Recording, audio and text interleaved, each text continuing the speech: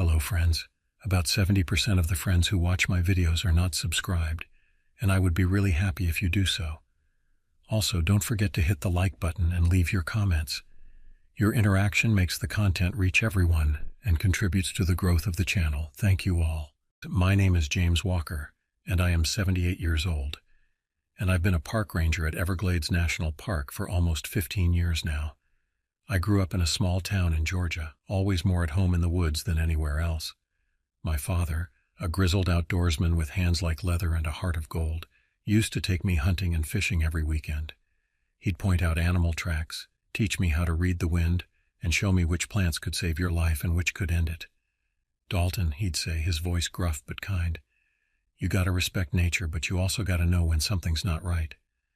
I didn't really understand what he meant back then, but I sure as hell do now. I've been stationed at this part of the Everglades since I was 20, fresh out of training and eager to make a difference. Over the years, I've seen my fair share of strange things. Alligators sunbathing in the middle of walking trails, tourists nearly getting themselves killed for a perfect selfie, and the occasional abandoned boat floating eerily in the distance. But what happened last week? That was something else entirely. Something that shook me to my core and made me question everything I thought I knew about the natural world. It was supposed to be a routine patrol, nothing more than a quick loop around my section of the park. The day had started like any other, with the dense humidity wrapping around me like a damp blanket as I prepared my gear. The swamp was quiet, almost too quiet, which should have been my first clue that something was off. But when you've been doing this job for as long as I have, you get used to the eerie silence. It's just part of the job, right? Little did I know that this day would change everything, that it would push me to my limits, force me to confront something beyond my wildest nightmares, and leave me questioning the very nature of reality itself. This is the story of how I came face to face with a horror lurking in the depths of the Everglades, a creature that shouldn't exist, and how I barely lived to tell the tale. The morning sun was just beginning to peek over the horizon as I stepped out of my modest ranger cabin. The air was already thick with humidity, promising another sweltering day in the Everglades. I took a deep breath, savoring the rich, earthy scent of the swamp. Despite the challenges of the job, I couldn't imagine being anywhere else. I went through my usual morning routine, checking my gear and packing supplies for the day ahead. My trusty backpack was filled with the essentials: first aid kit, extra water, high-energy snacks, a satellite phone for emergencies, and a detailed map of my patrol area. I holstered my sidearm, hoping as always that I wouldn't need to use it. In all my years as a ranger, I'd only had to draw it a handful of times, mostly to scare off aggressive wildlife. As I walked towards my patrol vehicle, a modified ATV designed to handle the challenging terrain of the Everglades, I noticed my colleague Sarah approaching. Sarah was a relatively new addition to our team, having joined us about 6 months ago. She was in her late 20s with short-cropped hair and a no-nonsense attitude that I admired. "Morning, Dalton," she called out, a travel mug of coffee in her hand. "Heading out for patrol?" I nodded, offering her a smile. "You know it. Someone's got to keep an eye on this swamp." Sarah chuckled, taking a sip of her coffee. "Well, be careful out there. I heard some weird noises last night while I was doing the evening rounds. Probably just a gator, but it didn't sound quite right."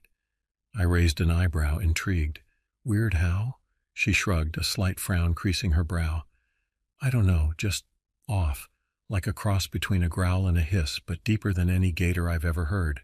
It was probably nothing, but it gave me the creeps." I made a mental note to keep an ear out during my patrol. It wasn't uncommon for new rangers to be spooked by the unfamiliar sounds of the Everglades, but Sarah wasn't the type to get rattled easily. If something had unsettled her, it was worth paying attention to. "I'll keep an eye out," I assured her. "You heading to the visitor center today?"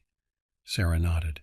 "Yeah, we've got a school group coming in for a guided tour. Should be fun trying to keep 30 kids from wandering off into the swamp." I laughed, remembering my own experiences with school groups.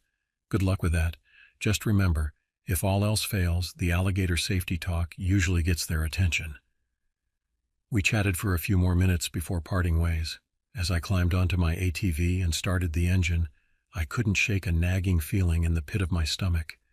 Something about Sarah's description of the noise she'd heard struck a chord with me. though I couldn't quite put my finger on why. Shaking off the feeling, I set out on my patrol route. The familiar sights and sounds of the Everglades surrounded me as I navigated the winding trails. Herons stalked through the shallows, their long legs moving with deliberate grace. In the distance, I could hear the low rumble of an alligator's bellow, a sound that never failed to send a shiver down my spine, no matter how many times I'd heard it. As I drove, my mind wandered to the stories my father used to tell me about the Everglades. He'd only visited a few times, but the place had left a lasting impression on him. He spoke of it with a mixture of awe and reverence, describing it as a place where the veil between our world and the spirit world was thin. "The Everglades have secrets, Dalton," he'd say, his eyes distant as if looking at something I couldn't see. "Ancient secrets that most folks ain't ready to face. You treat that place with respect, you hear?" At the time, I'd dismissed his words as the ramblings of a man who'd had one too many beers around the campfire. But now, with years of experience under my belt and the weight of Sarah's words on my mind, I found myself wondering if there might have been more truth to his warnings than I'd realized. The morning passed uneventfully as I made my way through my patrol route. I stopped a few times to clear debris from the trails and assist a couple of lost hikers who had strayed too far from the marked paths. It was nearing midday when I reached the furthest point of my patrol, a remote area known locally as Dead Man's Hollow. The name itself was enough to keep most people away, and the few who knew about it rarely ventured this far into the swamp. There were stories about this place, whispered around campfires and passed down through generations of locals. Stories of things that lived out here, things that weren't supposed to exist. I'd always brushed them off as local folklore, nothing more than tall tales to scare tourists and keep kids from wandering too far into the swamp.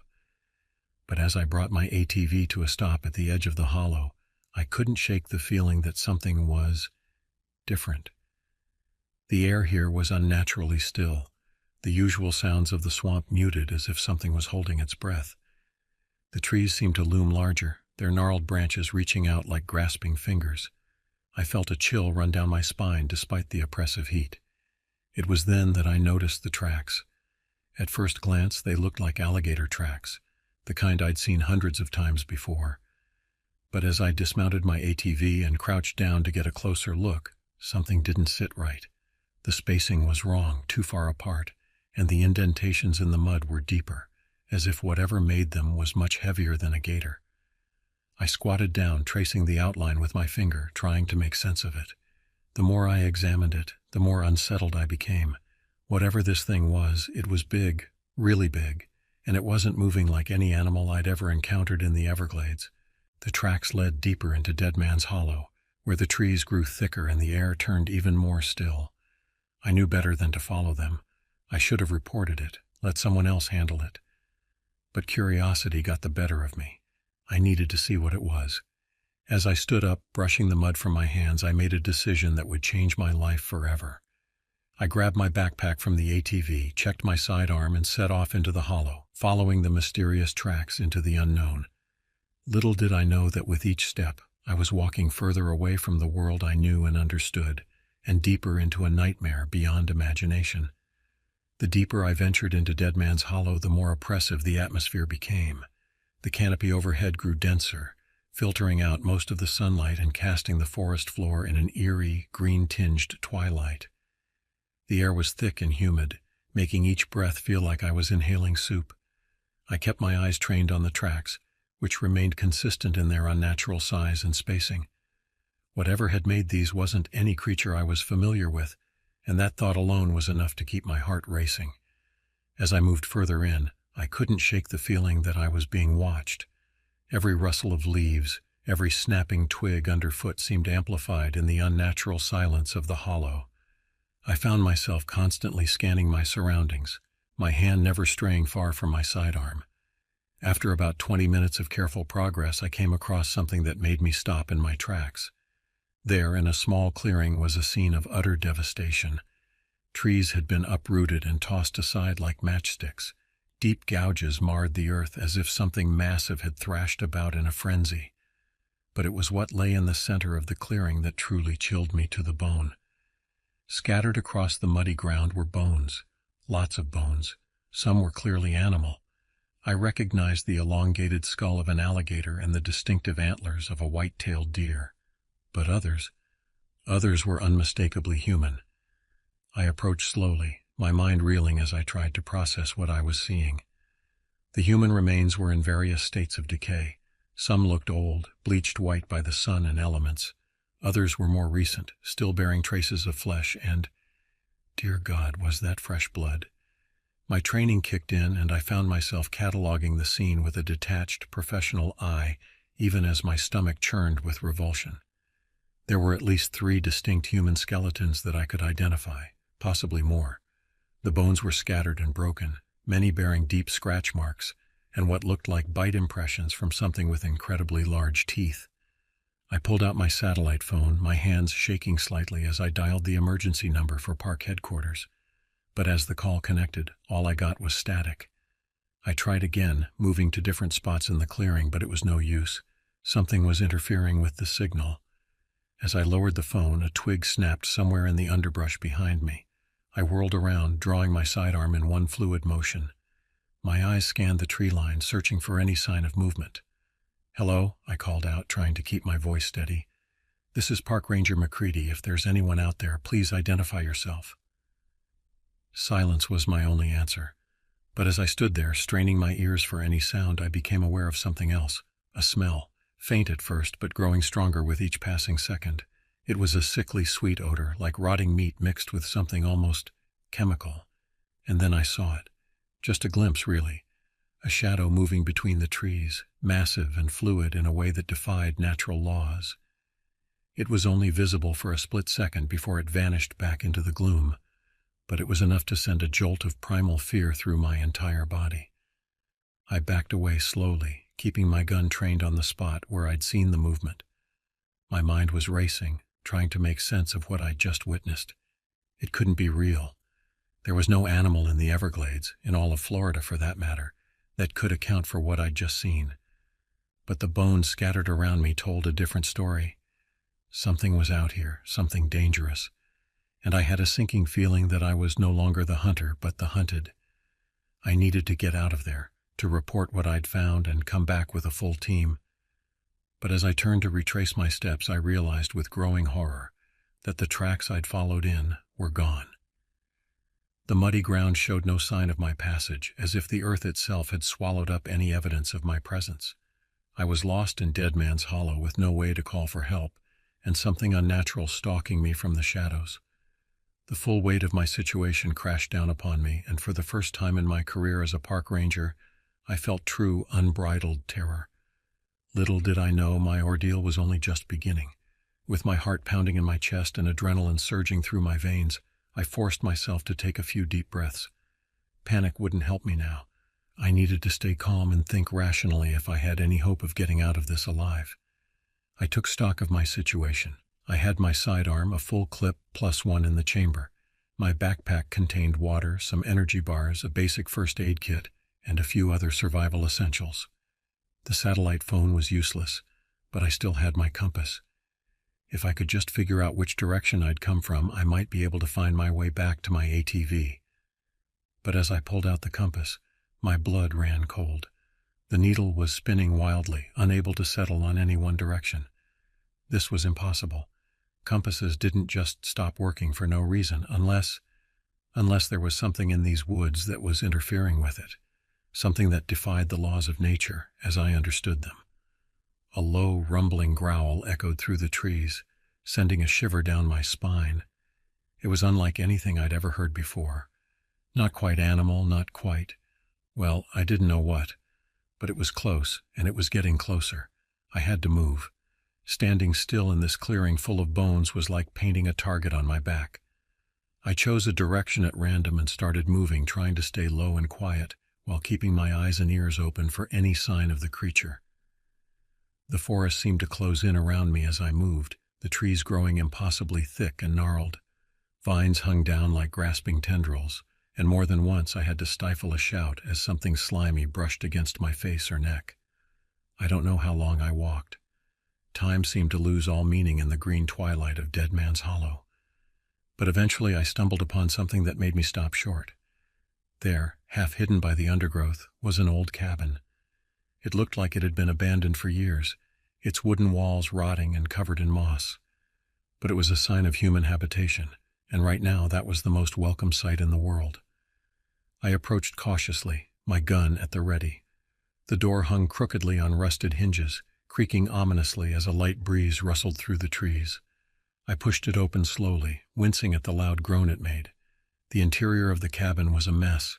Broken furniture lay scattered about, and a thick layer of dust covered everything. But it was dry, and more importantly, it had walls and a door that I could secure. I stepped inside, my eyes adjusting to the gloom, and that's when I saw it. On the far wall, illuminated by a shaft of light coming through a hole in the roof, was a collection of newspaper clippings and handwritten notes. Curious, I moved closer to examine them.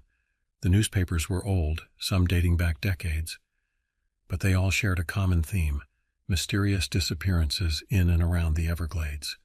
Local hunter vanishes without a trace. Search for missing hikers called off. Park ranger disappears during routine patrol. My blood ran cold as I read the headlines. Some of these cases I knew about. They were part of the park's history, cautionary tales we told new rangers to emphasize the importance of safety protocols. But others I'd never heard of before. What really caught my eye, though, were the handwritten notes scrawled in the margins of the clippings and on scraps of paper pinned to the wall. They were written in a shaky, almost frantic hand. "It's real. God help me, it's real. They won't believe me. No one will believe me. I've seen it, in the depths of the hollow, ancient, hungry. The natives knew. They tried to warn us. We didn't listen." And then scribbled repeatedly in large letters across several pages: "The lurker in the depths." I stepped back, my mind reeling. Whoever had lived here, they'd been tracking these disappearances, trying to piece together a pattern that stretched back decades, maybe even centuries. A loud crash from outside snapped me back to reality. Something was out there, and it was close. I quickly barricaded the door with what was left of the furniture, my heart pounding so hard I could hear it in my ears. For hours I sat in that cabin, jumping at every sound, my gun trained on the door. As night fell, the sounds outside grew louder, more frequent. Growls, crashes, the splintering of wood. It was as if the creature was tearing the forest apart, looking for me. In the dim light of my flashlight, I pored over the notes left behind by the cabin's previous occupant. The more I read, the more my blood ran cold. There were references to old legends, stories passed down by the Seminole and Miccosukee tribes, about a creature that lived in the deepest parts of the Everglades. A being as old as the land itself, with an insatiable hunger. According to the notes, the tribes had rituals and taboos designed to keep the creature dormant. But as the Everglades were drained and developed, as the old ways were forgotten, the beast began to stir. A particularly loud crash, closer than any before, made me jump. A low, guttural growl emanated from just outside the cabin. I held my breath, pressing myself against the wall, praying that the barricade would hold. For a moment all was silent. Then, with a splintering crack, a massive clawed hand burst through the wall mere inches from my head. I caught a glimpse of scaly, mottled skin and wickedly sharp talons before I dove across the room, narrowly avoiding being grabbed. The wall gave way, and the creature pushed its way into the cabin. In the beam of my dropped flashlight, I saw it clearly for the first time, and my mind struggled to comprehend what I was seeing. It was massive, easily 8 feet tall, with a body that seemed to be a nightmarish fusion of reptile and insect. Its head was elongated, with multiple eyes that glowed with an otherworldly intelligence. A maw filled with razor-sharp teeth opened in a roar that shook the entire cabin. I fired my gun, the muzzle flash briefly illuminating the creature's grotesque form. The bullet seemed to have little effect, merely enraging it further. I dove through the hole it had made in the wall, feeling its claws graze my back as I narrowly escaped its grasp. I ran blindly through the forest, branches whipping at my face, roots threatening to trip me with every step.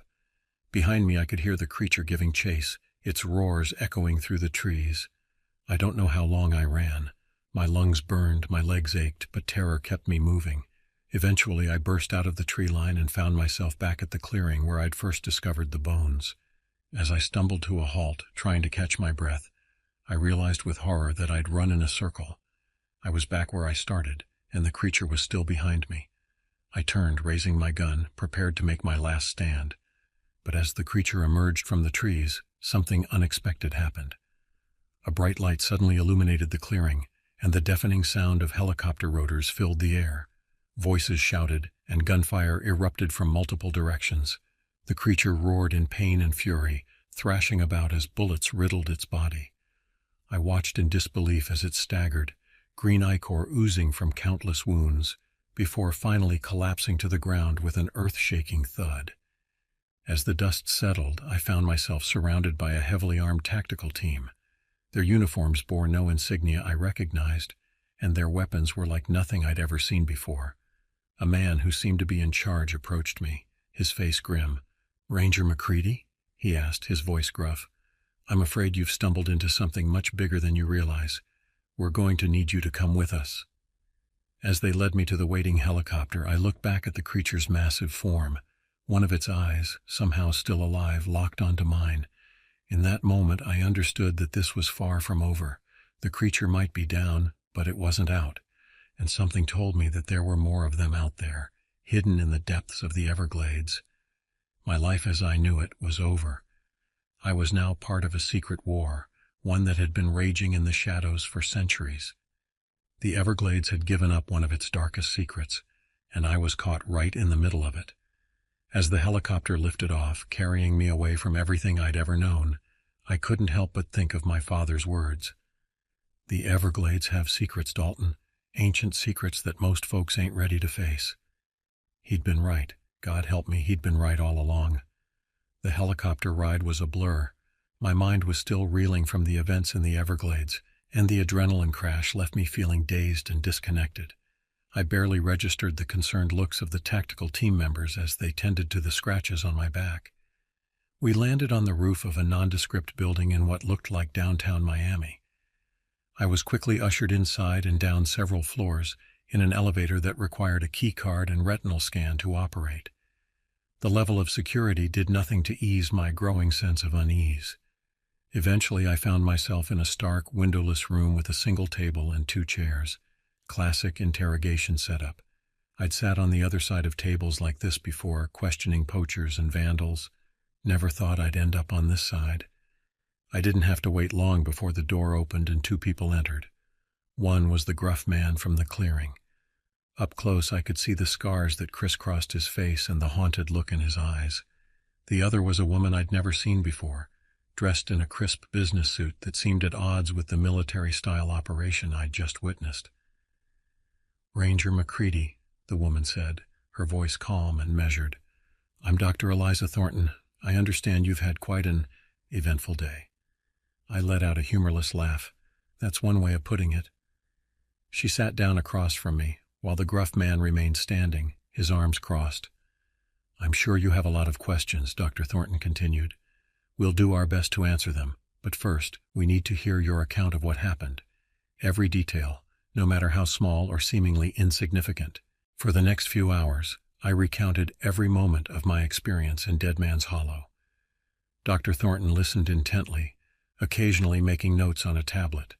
The man, who introduced himself simply as Cooper, interjected with questions now and then, particularly about the creature's behavior and capabilities. When I finished, Dr. Thornton leaned back in her chair, a thoughtful expression on her face. "Thank you, Ranger McCready.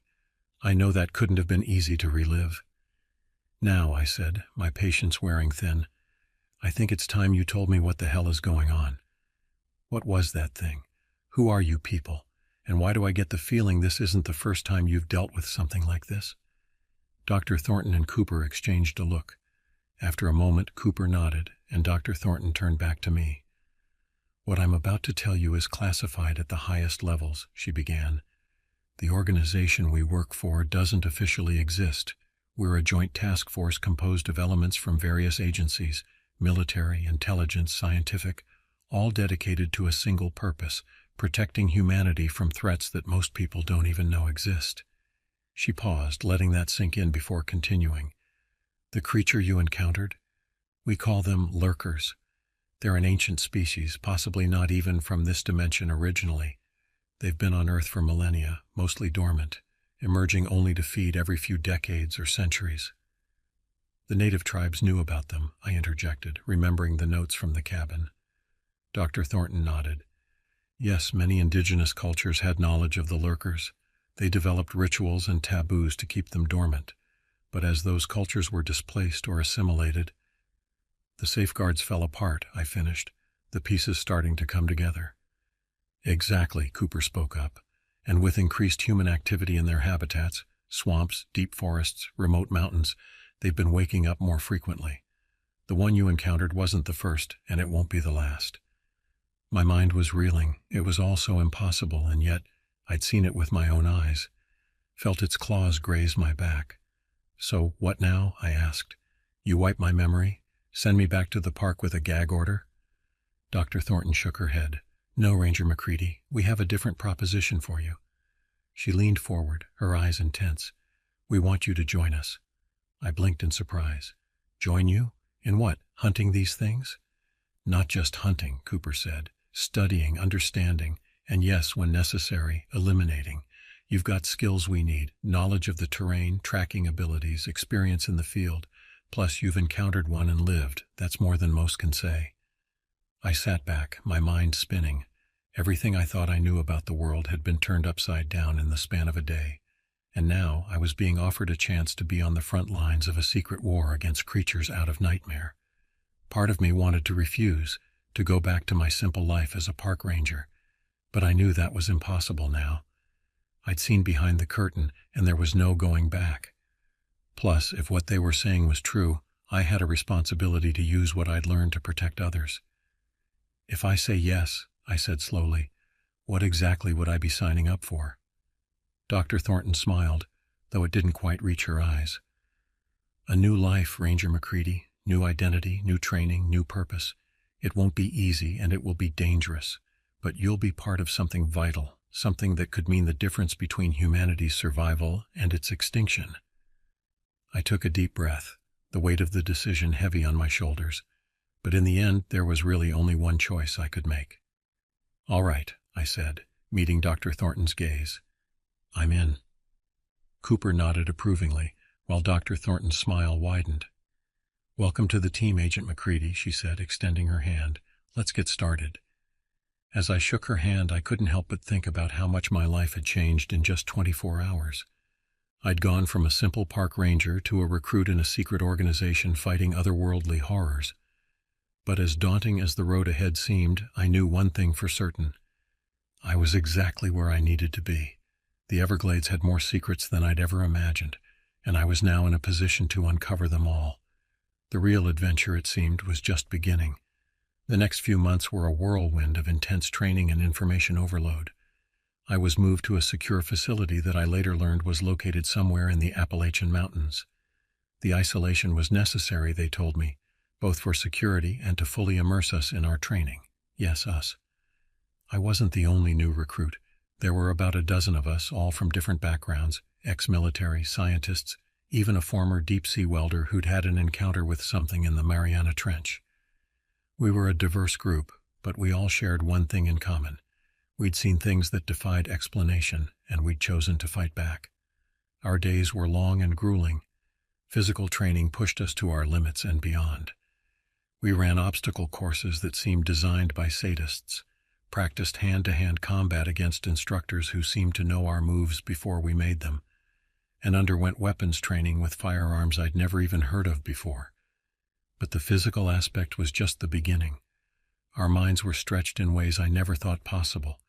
We had classes on xenobiology, quantum physics, ancient mythology, and psychological warfare.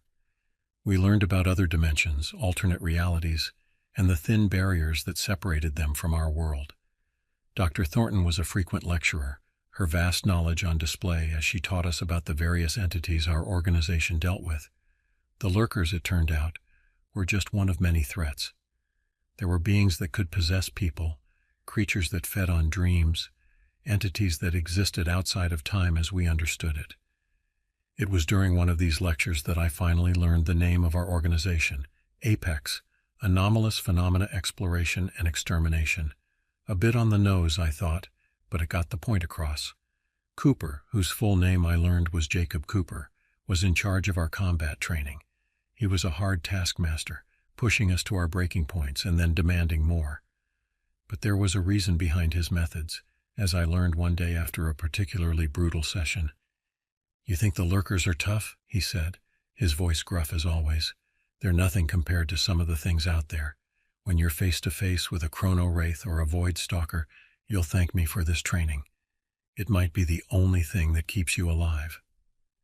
As the weeks turned into months, I found myself changing. Not just physically, though the constant training had certainly had an effect there. My mind felt sharper, more attuned to the world around me. I began to notice things I'd never seen before, patterns in nature that spoke of hidden influences, shadows that moved in ways shadows shouldn't. But the most significant change was in my worldview. The universe had suddenly become a much larger, much stranger place, and humanity's place in it seemed a lot more precarious than I'd ever realized. It wasn't all grim, though. I formed close bonds with my fellow recruits. There was Maria, a former Army Ranger who'd encountered something strange in the mountains of Afghanistan. John, a quantum physicist whose theories had attracted the attention of things from beyond our reality. And Zara, a cryptozoologist who'd gotten a little too close to proving one of her theories. We became a team, relying on each other during the grueling training sessions, and spending our rare moments of free time exchanging stories and theories about the hidden world we were now a part of. As our training neared its end, the atmosphere in the facility changed. There was a tension in the air, a sense that something big was coming.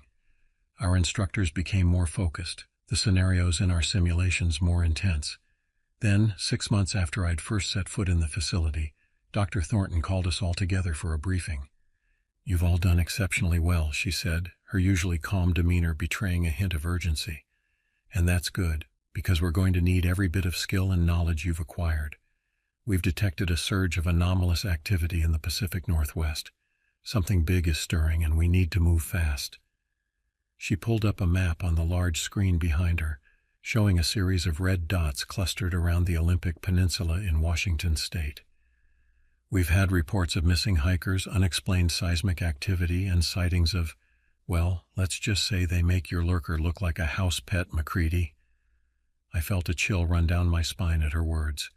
After everything I'd learned, everything I'd trained for, the thought that there were things out there that made the lurker seem tame was terrifying. "You'll be deploying in 24 hours, Dr. Thornton continued. "This is not a training exercise. This is a real operation with real stakes. The fate of millions could rest on what we do in the next few days." A hush fell over the room as the gravity of the situation sank in. We were no longer trainees. We were agents about to embark on our first mission. "Get some rest," Cooper added, his voice uncharacteristically soft. "You're going to need it." As we filed out of the briefing room, I caught Maria's eye. She nodded grimly, and I knew we were thinking the same thing. This was what we'd been preparing for. It was time to put our training to the test. The next 24 hours were a blur of final preparations, equipment checks, and last-minute briefings. Before I knew it, we were on a military transport plane, heading towards the Olympic Peninsula. As we neared our drop zone, Cooper stood up, gripping a handrail to steady himself against the plane's turbulence. "Listen up," he shouted over the roar of the engines. "Intel suggests we're dealing with a Class 3 dimensional rift. Something's trying to punch through from another reality, and it's using the ley lines in the Olympic National Park as a focal point." He paused, his eyes scanning each of us. "Your job is to locate the rift, contain it if possible, and eliminate any entities that may have already crossed over. Remember your training, watch each other's backs, and for God's sake, don't try to be a hero. We either all come back or none of us do. Clear?" "Clear," we shouted in unison. Moments later, we were rappelling from the plane into the dense forests of the Olympic Peninsula. The moment my boots hit the ground, I felt it, a wrongness in the air, a subtle vibration that set my teeth on edge. Our training hadn't been theoretical. There really was something here. We moved through the forest in formation, our specially designed sensors scanning for anomalous energy signatures. The deeper we went, the stronger the feeling of wrongness became. The trees seemed to twist in unnatural ways, and more than once I could have sworn I saw something moving just at the edge of my vision. It was Zara who first spotted it. "There," she hissed, pointing to a clearing ahead. As we approached, I saw what had caught her attention. The air in the center of the clearing seemed to shimmer and warp like heat haze on a summer day. But it was the middle of winter, and the distortion was far too localized to be natural. "That's it," John whispered, his eyes wide behind his protective goggles. "The rift. It's still small, but it's growing." Before we could decide on our next move, a piercing shriek split the air. From the rift, a shape began to emerge, writhing tentacles followed by a mass of flesh that seemed to constantly shift and change form. "Contact," Maria shouted, raising her weapon. What followed was a battle unlike anything I could have imagined. The entity, if you could call it that, defied all laws of physics and biology. It moved in impossible ways, its form changing from moment to moment. Our weapons seemed to have little effect, the energy blasts passing through it as if it were made of smoke. But we had trained for this. We fell back on our protocols, working as a team to corral the entity back towards the rift. John and Zara worked frantically to set up the containment device, a piece of technology that looked like it belonged in a sci-fi movie. I found myself face to face with a tendril of the creature, its surface rippling with colors that hurt my eyes to look at. In that moment, all my training, all my experiences crystallized into a single point of clarity. I knew exactly what I had to do. Dodging the tendril, I sprinted towards the rift. I could hear my teammates shouting, but their voices seemed distant, unimportant. I reached into my pack and pulled out a device we'd been taught to use only as a last resort, a dimensional anchor. As I neared the rift, the air around me seemed to thicken. Breathing became difficult, and I felt as if my very atoms were being pulled apart. But I pushed through, raised the anchor high, and with all my strength, plunged it into the heart of the rift. There was a moment of absolute silence, followed by a thunderclap that seemed to shake the very foundations of reality. The rift collapsed in on itself, taking the entity with it. The force of the implosion knocked me off my feet, and for a moment I thought I was being pulled in too. Then suddenly it was over. The clearing was quiet, the air clear. The wrongness I'd felt since landing was gone. I felt hands helping me up, heard the concerned voices of my teammates. As the adrenaline faded, the pain set in. I was battered, bruised, and pretty sure I had a couple of broken ribs, but I was alive. We all were. Cooper approached, a rare smile on his scarred face. "Good work, McCready," he said, clapping me on the shoulder. "Risky move, but it paid off. You may have just saved a lot of lives today." As we were extracted from the forest, I couldn't help but think back to where this all began, in the swamps of the Everglades, face to face with a lurker.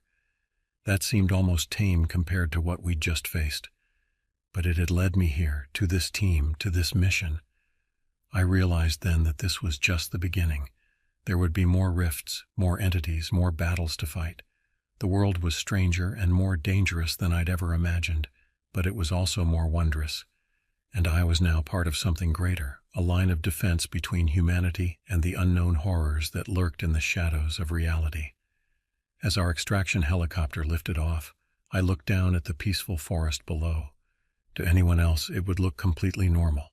They'd never know how close they'd come to an interdimensional invasion, and that, I realized, was the point.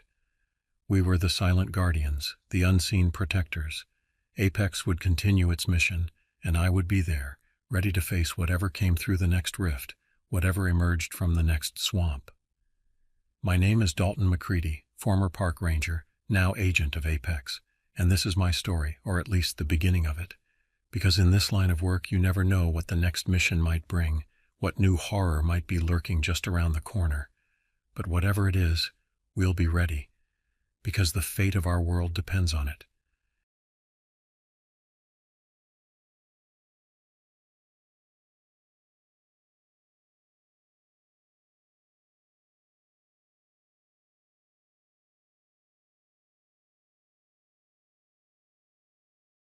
I never thought I'd end up here in the depths of Black Hollow Preserve, with nothing but miles of wilderness stretching out in every direction. My name is Joshua Lyons, and I've seen my fair share of danger. 6 years in the Army, including a tour in Afghanistan, followed by 2 years as a police officer. You'd think I'd seen it all. But nothing, and I mean nothing, could have prepared me for what I encountered in these woods. When I took the job as a park ranger at Black Hollow Preserve, I thought the most exciting thing I'd encounter would be rescuing lost hikers or tracking wildlife.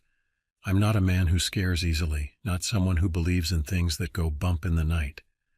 Black Hollow Preserve seemed like a perfect place to start over, a quiet patch of wilderness where I could reconnect with nature and leave the chaos behind. The preserve is a vast, sprawling area, over 50,000 acres of dense forest, winding rivers, and remote trails that rarely see visitors. It's tucked away in a forgotten corner of upstate New York, far from any tourist spots or major cities. The kind of place where you can go days without seeing another soul, which is exactly what I wanted. I arrived in early spring, just as the last traces of winter were melting away. The preserve was coming to life, a symphony of birdsong and rustling leaves. The air smelled of pine and earth, crisp and clean in a way I'd forgotten existed after years in the city. My first few weeks were spent getting acquainted with the layout of the land, studying maps, and learning the intricacies of the preserve's ecosystem. My cabin, a sturdy log structure on the edge of a small clearing, became my sanctuary. It was simple but comfortable, with a small kitchen, a living area dominated by a stone fireplace, and a loft bedroom. The front porch faced east, giving me a perfect view of the sunrise each morning as I sipped my coffee. I wasn't entirely alone, though. My loyal companion Bear, a large mixed breed with more muscles than sense, had made the move with me. He was my partner in all this, always by my side, his presence a constant comfort in the vast wilderness. My duties were simple enough. I'd patrol the trails, check on the remote cabins used by researchers or the occasional adventurous camper, and keep an eye out for any signs of trouble. Mostly it was peaceful work. I'd spend hours hiking through the forest, Bear trotting along beside me, both of us reveling in the solitude. The first few months were uneventful, almost idyllic. I'd wake with the sun, make my rounds, and spend my evenings reading by the fire or stargazing from my porch. The worries and stresses of my old life seemed to melt away, replaced by a deep sense of contentment. But there were whispers, even then. The locals in the nearby town of Millbrook had stories about Black Hollow Preserve, tales of strange lights in the sky, of hikers going missing only to turn up days later with no memory of where they'd been, of an ancient evil that lurked in the deepest parts of the forest. I dismissed these as local folklore, the kind of stories every small town seems to cultivate to make itself seem more interesting. How wrong I was. It was early autumn when everything changed. The leaves were just beginning to turn, painting the forest in a riot of reds and golds. I'd settled into a comfortable routine, feeling more at home in the wilderness than I ever had in the city. The call came in on a crisp Tuesday morning. A young man named Samuel Green, a college student on a solo backpacking trip, had been reported missing. He'd been due back at his car 2 days earlier, but when he didn't show up, his friends got worried and called us. I took down the details, noting the area he was last seen in, a place called Wolf's Hollow, one of the most remote sections of the preserve. It was a spot even I didn't venture into often, a place shrouded in local legends, stories of people vanishing, of strange lights seen at night, of a monstrous creature lurking in the woods. I never put much stock in those tales, chalking them up to overactive imaginations and a desire to make the place more mysterious than it really was. Still, as I prepared for the search, I couldn't shake an uneasy feeling.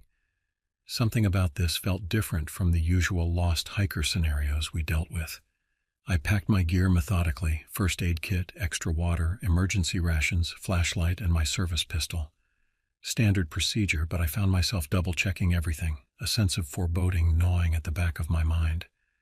Bear sensed my unease, staying closer than usual as we set out. The drive to Wolf's Hollow was long and winding, the narrow road barely more than a trail in some places. As we got deeper into the preserve, the forest seemed to close in around us, the trees growing denser, their branches intertwining overhead to block out much of the sunlight. We reached the trailhead just as the sun was reaching its zenith. The air was still and heavy, unnaturally quiet. No birdsong, no rustling of small animals in the underbrush, just the crunch of leaves under our feet as Bear and I set off down the trail. Hours passed as we searched, calling out Samuel's name at regular intervals. The silence of the forest was oppressive, seeming to swallow our voices. Bear stayed close, his usual exuberance dampened by the eerie atmosphere. As the day wore on and the light began to fade, we pushed deeper into Wolf's Hollow. The terrain grew rougher, the trail barely visible in places. I checked my GPS, realizing we were nearing the heart of the hollow, a place so dense and overgrown that few dared to explore it. That's when Bear started acting strange. He's a calm dog, not easily spooked, but suddenly his hackles were up, and he growled low in his throat, staring into the trees ahead. I followed his gaze but saw nothing but shadows and dense foliage. "Easy, boy," I muttered, though I could feel the hair on my own neck standing on end. Something wasn't right. I could feel it in my gut, the kind of feeling I got in combat just before an ambush. I unholstered my sidearm, more for comfort than anything else. Bear didn't relax. If anything, he got more agitated, pacing back and forth, his growl deepening. And then I heard it, a sound that didn't belong in these woods, a wet, slithering noise like something dragging itself through the underbrush. Bear barked, a loud, sharp sound that echoed through the silent forest. I called out again for Samuel, but my voice felt swallowed by the trees, lost in the oppressive silence. The noise grew louder, closer, and I could see something moving through the dense foliage. At first I thought it was a bear or a large animal, but as it broke through the trees, I froze. It was like nothing I'd ever seen before, not in the wild, not in any of the books or documentaries I'd studied. The creature was massive, easily 9 feet tall, with a hunched, almost humanoid body covered in slick black scales. Its limbs were long and muscular, ending in clawed hands that dragged along the ground. But the face, God, the face was the worst part. It was elongated, like that of a wolf, but distorted. The mouth stretched wide with rows of sharp, jagged teeth that dripped with something viscous and dark. It moved with an eerie, almost serpentine grace, its body undulating as it approached. The smell hit me then, a stench of rot and decay that made my stomach turn. Bear was going berserk, barking and snapping at the air, but the creature didn't even flinch. It fixed its gaze on me, and I felt a cold, primal fear take hold, the kind that cuts through years of training and experience. I fired my gun, the sound deafening in the stillness, but the bullets seemed to have little effect. They hit the creature, sure, but it only staggered back for a moment before advancing again, faster now. I didn't wait to see what would happen next. I grabbed Bear's collar and ran, crashing through the underbrush, branches whipping at my face as I sprinted for the trail. I could hear it behind me, its movements quick and fluid, gaining on us. We burst onto the trail, and I could see my truck parked just ahead. I didn't dare look back, but I could hear it, closer now, the ground shaking with its approach. I shoved Bear into the passenger seat and threw myself behind the wheel, slamming the door just as the creature reached us. It clawed at the truck, its massive hand leaving deep gouges in the metal as I floored the gas pedal, tearing down the narrow dirt road. The drive back was a blur, my heart hammering in my chest, adrenaline pumping through my veins. When I finally reached the ranger station, I jumped out, gun still in hand, and ran inside, slamming the door behind me. Bear was beside me, panting heavily, eyes wide with fear. I could still hear that slithering noise in my ears. The memory of its gaze burned into my mind. I radioed for backup, barely able to get the words out, but when the other rangers arrived, the creature was gone. What we found instead was worse. The remains of Samuel Green, or what was left of him, scattered through the trees, torn apart by something far more powerful than any bear or mountain lion. They believed me, though. How could they not? The claw marks on my truck, the shredded remains of the young man, and the blood-splattered trail leading into the heart of the woods were undeniable. But there was no sign of the creature. It had vanished, as if it had never been there at all. The official report said Samuel was killed by a bear. They didn't know what else to say, and frankly, neither did I.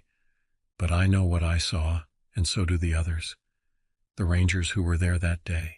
They saw the aftermath, the destruction. They know something's out there in Wolf's Hollow, something that doesn't belong in this world. The days following the incident in Wolf's Hollow were a blur of police reports, debriefings, and sleepless nights. The local authorities were baffled by what they found. The coroner's report on Samuel Green's remains was inconclusive, citing animal attack as the cause of death, but noting several inconsistencies that couldn't be explained. I gave my statement multiple times to the local sheriff, to the state police, and even to a couple of FBI agents who showed up asking questions. Each time I told the truth about what I'd seen, but I could see the doubt in their eyes. They wanted to believe it was just a bear attack, a tragic but explainable event. The alternative was too terrifying to contemplate. The preserve was closed to the public for weeks while searches were conducted. Teams of rangers and police combed through Wolf's Hollow looking for any sign of the creature I'd described or evidence of what had really happened to Samuel Green. They found nothing conclusive. No tracks, no lair, no further remains. It was as if the forest had swallowed every trace of the horror that had occurred there. I threw myself into the search efforts, partly out of a sense of duty, partly to prove to myself that I hadn't imagined the whole thing. But with each passing day, as the forest remained stubbornly silent and empty, I began to doubt my own memories. Had the stress and isolation finally gotten to me? Had I conjured up some monster from my subconscious to explain a tragic but mundane animal attack? Bear knew better. He remained on edge, growling at shadows and refusing to stray far from my side. His behavior was a constant reminder that what we'd experienced had been all too real. As the weeks passed and life at Black Hollow Preserve slowly returned to normal, I found myself changed. The peace and contentment I'd found in the wilderness were shattered. Every rustle in the bushes, every snapped twig set my heart racing. I started carrying my sidearm at all times, even on routine patrols. The other rangers noticed the change in me. They'd been sympathetic at first, but as time went on and no further incidents occurred, I could sense their growing skepticism. Whispers started, that I'd cracked under the pressure, that I'd made up the whole story to cover for my own mistake in the search for Samuel Green. Only Maria, one of the senior rangers, seemed to truly believe me. She'd been one of the first on the scene after my frantic call for backup, and she'd seen the destruction firsthand. Late one night, over a bottle of whiskey, she confided in me. "I've been working these woods for over 20 years, Josh," she said, her eyes dark with memory. "And I've seen things I can't explain. Animals acting strange, areas of the forest where nothing grows, hikers coming back changed somehow. But I've never seen anything like what happened to that poor boy." She leaned in close, her voice dropping to a whisper. "There's something out there, something old and hungry. The locals, they have stories going back generations. They call it the Hollow Walker. Most folks treat it like a campfire tale, but the old-timers, they know better." I pressed her for more information, but she clammed up, refusing to say anything further. The next day she acted as if our conversation had never happened, brushing off my questions with a forced laugh. As autumn deepened into winter, a heavy blanket of snow covered the preserve, seeming to mute the horrors of the past months. The tourists and hikers were long gone, leaving the forest in a state of frozen silence. My patrols became longer, ranging further into the backcountry. I told myself I was being thorough, but deep down, I knew I was searching. For what, I wasn't sure. Answers, redemption, or maybe I was hoping for another encounter, something to prove to myself and others that I wasn't losing my mind. It was on one of these extended patrols, in the depths of December, that I found the cave. The day had started like any other, a pre-dawn rise, a quick breakfast, and then out into the biting cold with Bear at my side. We'd been tracking what I thought was an injured elk, following a trail of blood-speckled snow deep into a part of the preserve I'd rarely visited. The terrain was rough, all jagged rocks and steep inclines. As we climbed higher into the mountains, the wind picked up, driving icy particles into my face. Bear forged ahead, his nose to the ground, undeterred by the worsening weather. It was nearing midday when I saw it, a dark opening in the rock face, partially obscured by a stand of gnarled pines. Something about it caught my attention. Maybe it was the way the snow seemed to avoid the area immediately around the cave mouth, or the unnatural stillness that hung in the air. Bear noticed it too. He stopped in his tracks, hackles raised, a low growl rumbling in his chest. I approached cautiously, one hand on my holstered weapon. As I drew closer, I could feel a warm draft emanating from the cave, carrying with it a faint, musty odor. I knew I should radio in, report my position and findings before investigating further, but something held me back. a mix of curiosity and dread that overrode my better judgment. I flicked on my flashlight and, with Bear pressed close to my leg, entered the cave. The passageway was narrow at first, forcing me to duck my head and turn sideways to squeeze through, but after about 20 feet, it opened up into a larger chamber. My flashlight beam swept across the walls, revealing something that made my blood run cold. The walls were covered in markings, crude, primitive drawings that seemed to have been carved into the rock itself. They depicted scenes of violence and horror, stick figure humans fleeing from or being devoured by a large monstrous shape, the same shape I realized with a start as the creature I'd encountered in Wolf's Hollow. But these drawings weren't new. The edges were worn smooth, speaking to immense age. This wasn't some elaborate hoax or the work of a disturbed mind. These images had been here for a very long time. As I moved deeper into the cave, the air grew warmer, heavy with a cloying organic smell. The floor was littered with bones, some human, some animal, all picked clean. In the center of the chamber stood a crude altar of piled stones, stained dark with what I prayed wasn't blood. Bear whined softly, pressing against my leg. I shared his unease. Everything about this place felt wrong, like we'd stumbled into something ancient and malevolent. As I swept my flashlight across the chamber once more, something glinted in the beam. I approached cautiously, my heart pounding in my chest. There, half buried in the dirt and debris, was a small metal object. I knelt down, brushing away the grime to reveal a park ranger's badge. The name was still legible, Robert Hawkins. I froze. Hawkins had been a ranger at Black Hollow Preserve nearly 30 years ago. He disappeared during a routine patrol, his disappearance becoming one of the enduring mysteries of the area. And now, here was proof that he'd made it to this cave. What happened to him after that, I could only imagine.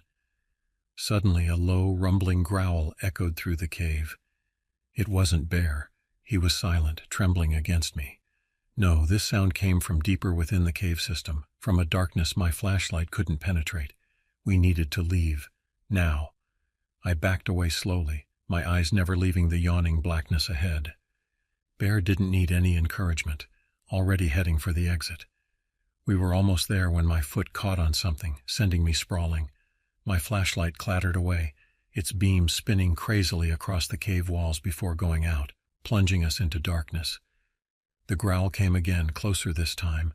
I could hear something moving in the darkness, a wet, slithering sound that sent chills down my spine.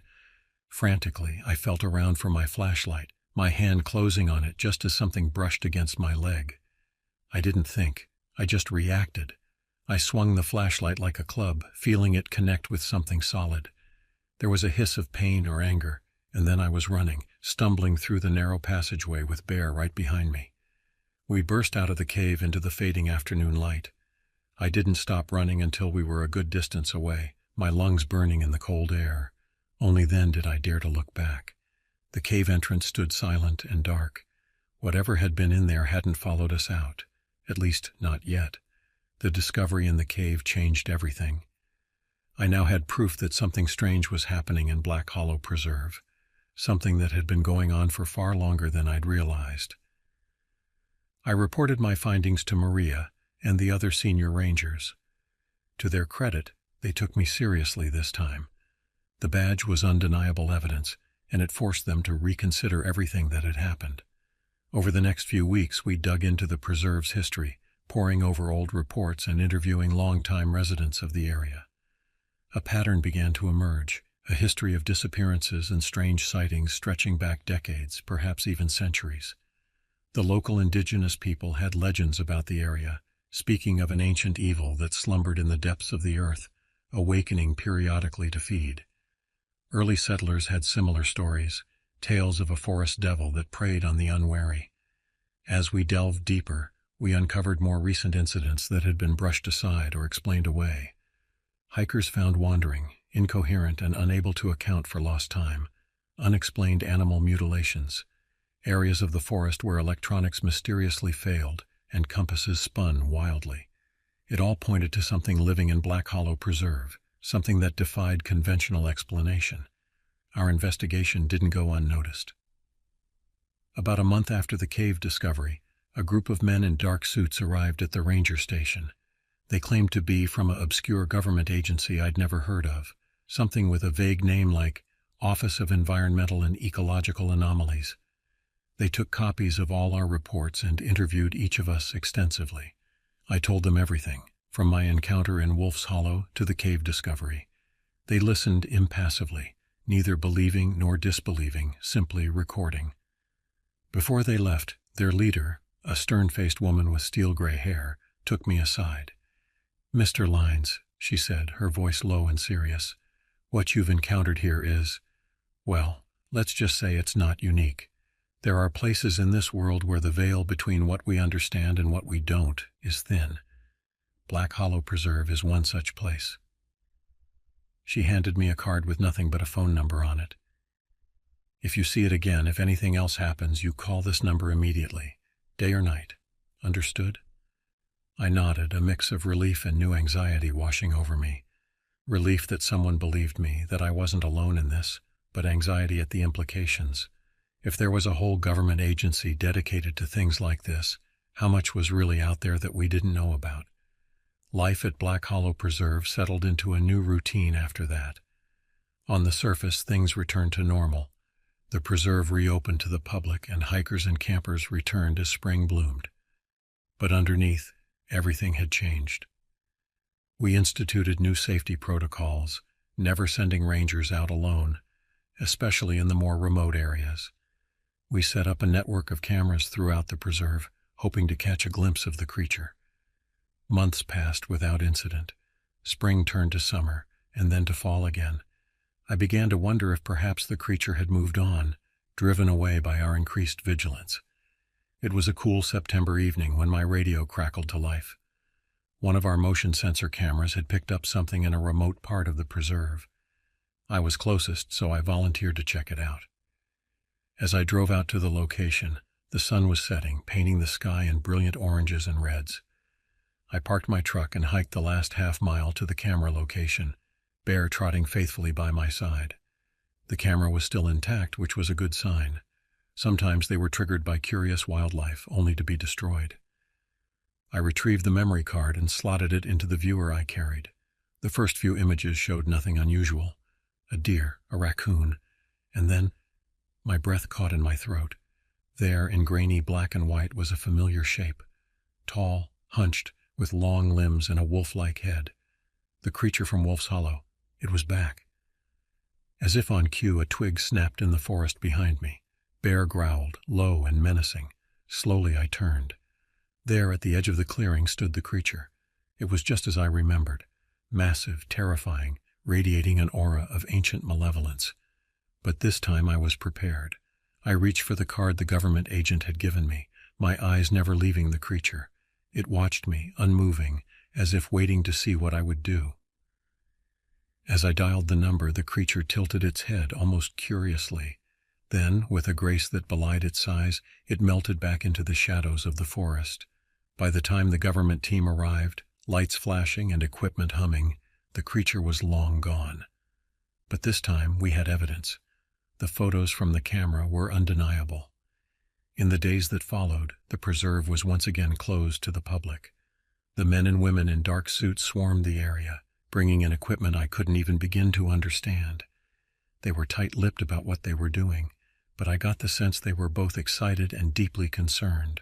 As for me, I was offered a choice. I could transfer to another park, somewhere quiet and normal, or I could stay on with a significant pay raise and a new title, Special Resource Manager. My job would be to help the government team in their research, while maintaining the illusion of normality for the outside world. It wasn't an easy decision. Part of me wanted to run, to find a place where the most dangerous thing I'd encounter would be an angry bear or a lost hiker. But a larger part of me needed to see this through, to understand what was really happening in Black Hollow Preserve. In the end, I stayed. Someone needed to be here who understood the forest, who could bridge the gap between the scientists and the land itself. And if that creature was still out there, well, I wanted to be here to face it. Life goes on at Black Hollow Preserve. To the outside world, it's still just a beautiful, remote wilderness area. But for those of us who know the truth, every day brings new challenges and new discoveries. The creature is still out there, somewhere in the depths of the forest. We catch glimpses of it on our cameras from time to time, always fleeting, always just out of reach. But we're learning. Slowly, carefully, we're beginning to understand what we're dealing with. And me? I'm still here, patrolling the trails, watching the forests, ready for whatever might come out of the shadows. Because this is my home now, for better or worse. And whatever secrets Black Hollow Preserve still holds, I'll be here to face them.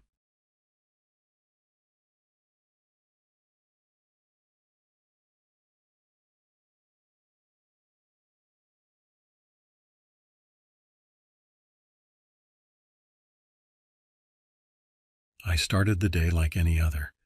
My boots laced tight, my radio clipped to my belt, and the dense woods of the Ouachita National Forest stretching endlessly before me. My name is Thad Brewster, and I've been a park ranger here for the better part of 15 years. People usually picture rangers in some romanticized way, imagining us basking in nature's glory, spotting deer from afar, or maybe chatting up a few campers about safety tips. But let me tell you, the reality is often a hell of a lot less poetic. I've always had a knack for solitude, even before I took this job. Grew up in a small town just outside the forest, where the main attractions were the bait shop and an old diner that served coffee thick as tar. My father was a logger and my mother kept house. Not much else to say about them. Simple people living simple lives. That's probably why I took to the woods. It was an escape.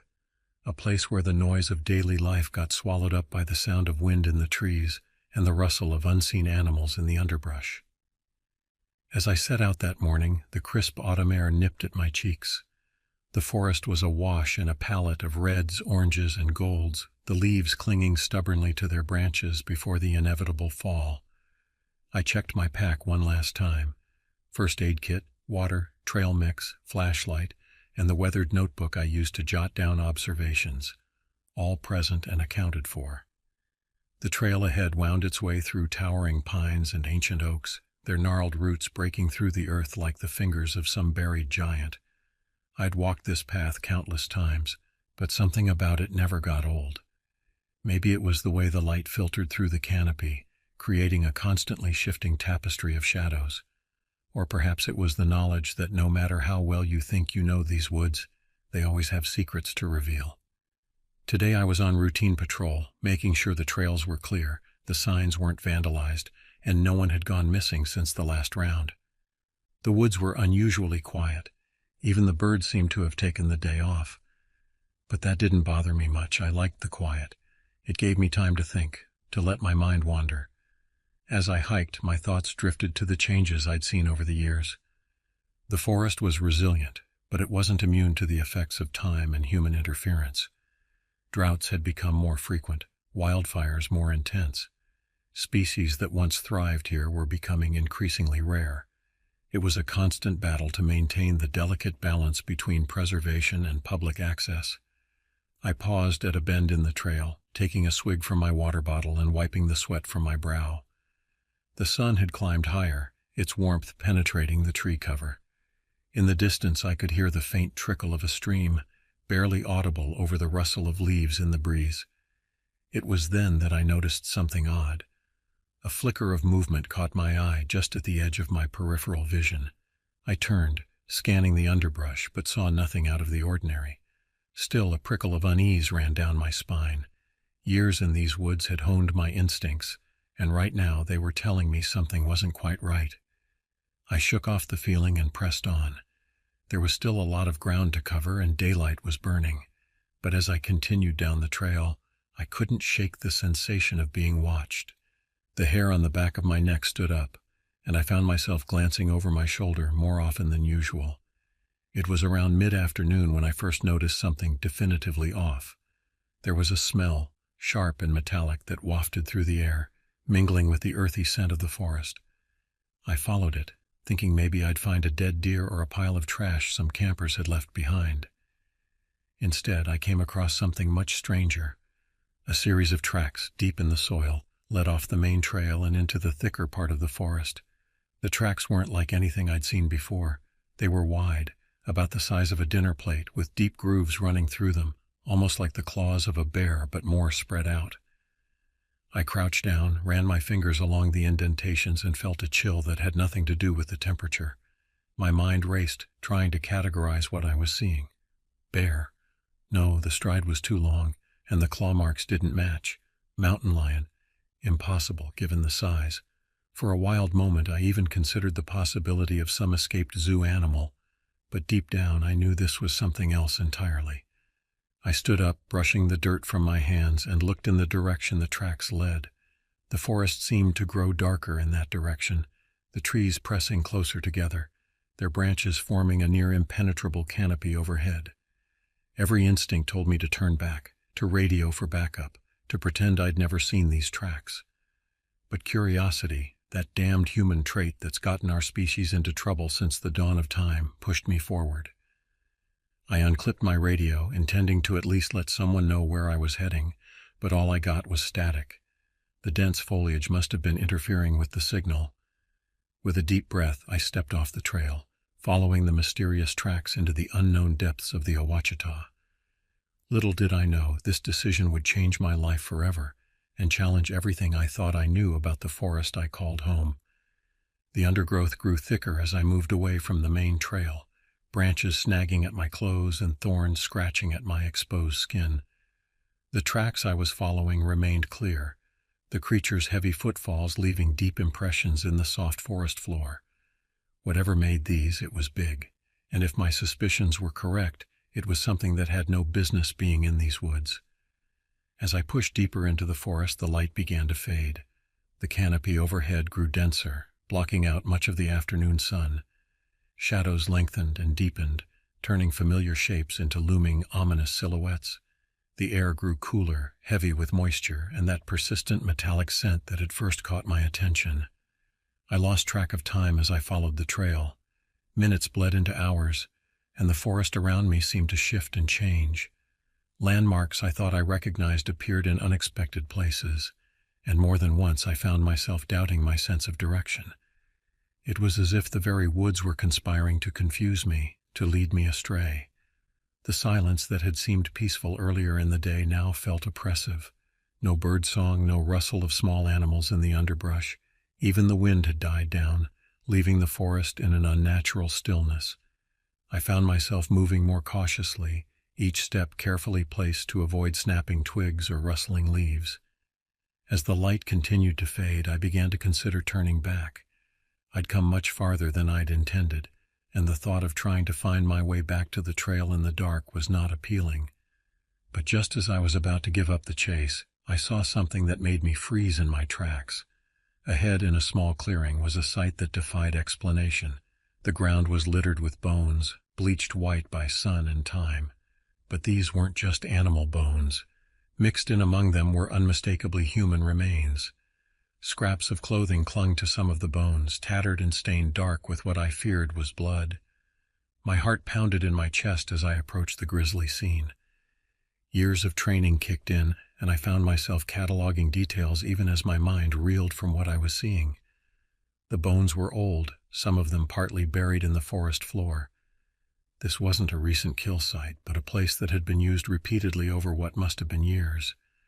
I crouched down, my hand hovering over a fragment of what looked like a hiking boot. The leather was cracked and worn, but the treads were still visible. Next to it lay a skull, partially obscured by leaves. I brushed them aside, revealing empty eye sockets that seemed to stare accusingly at me. That's when I heard it.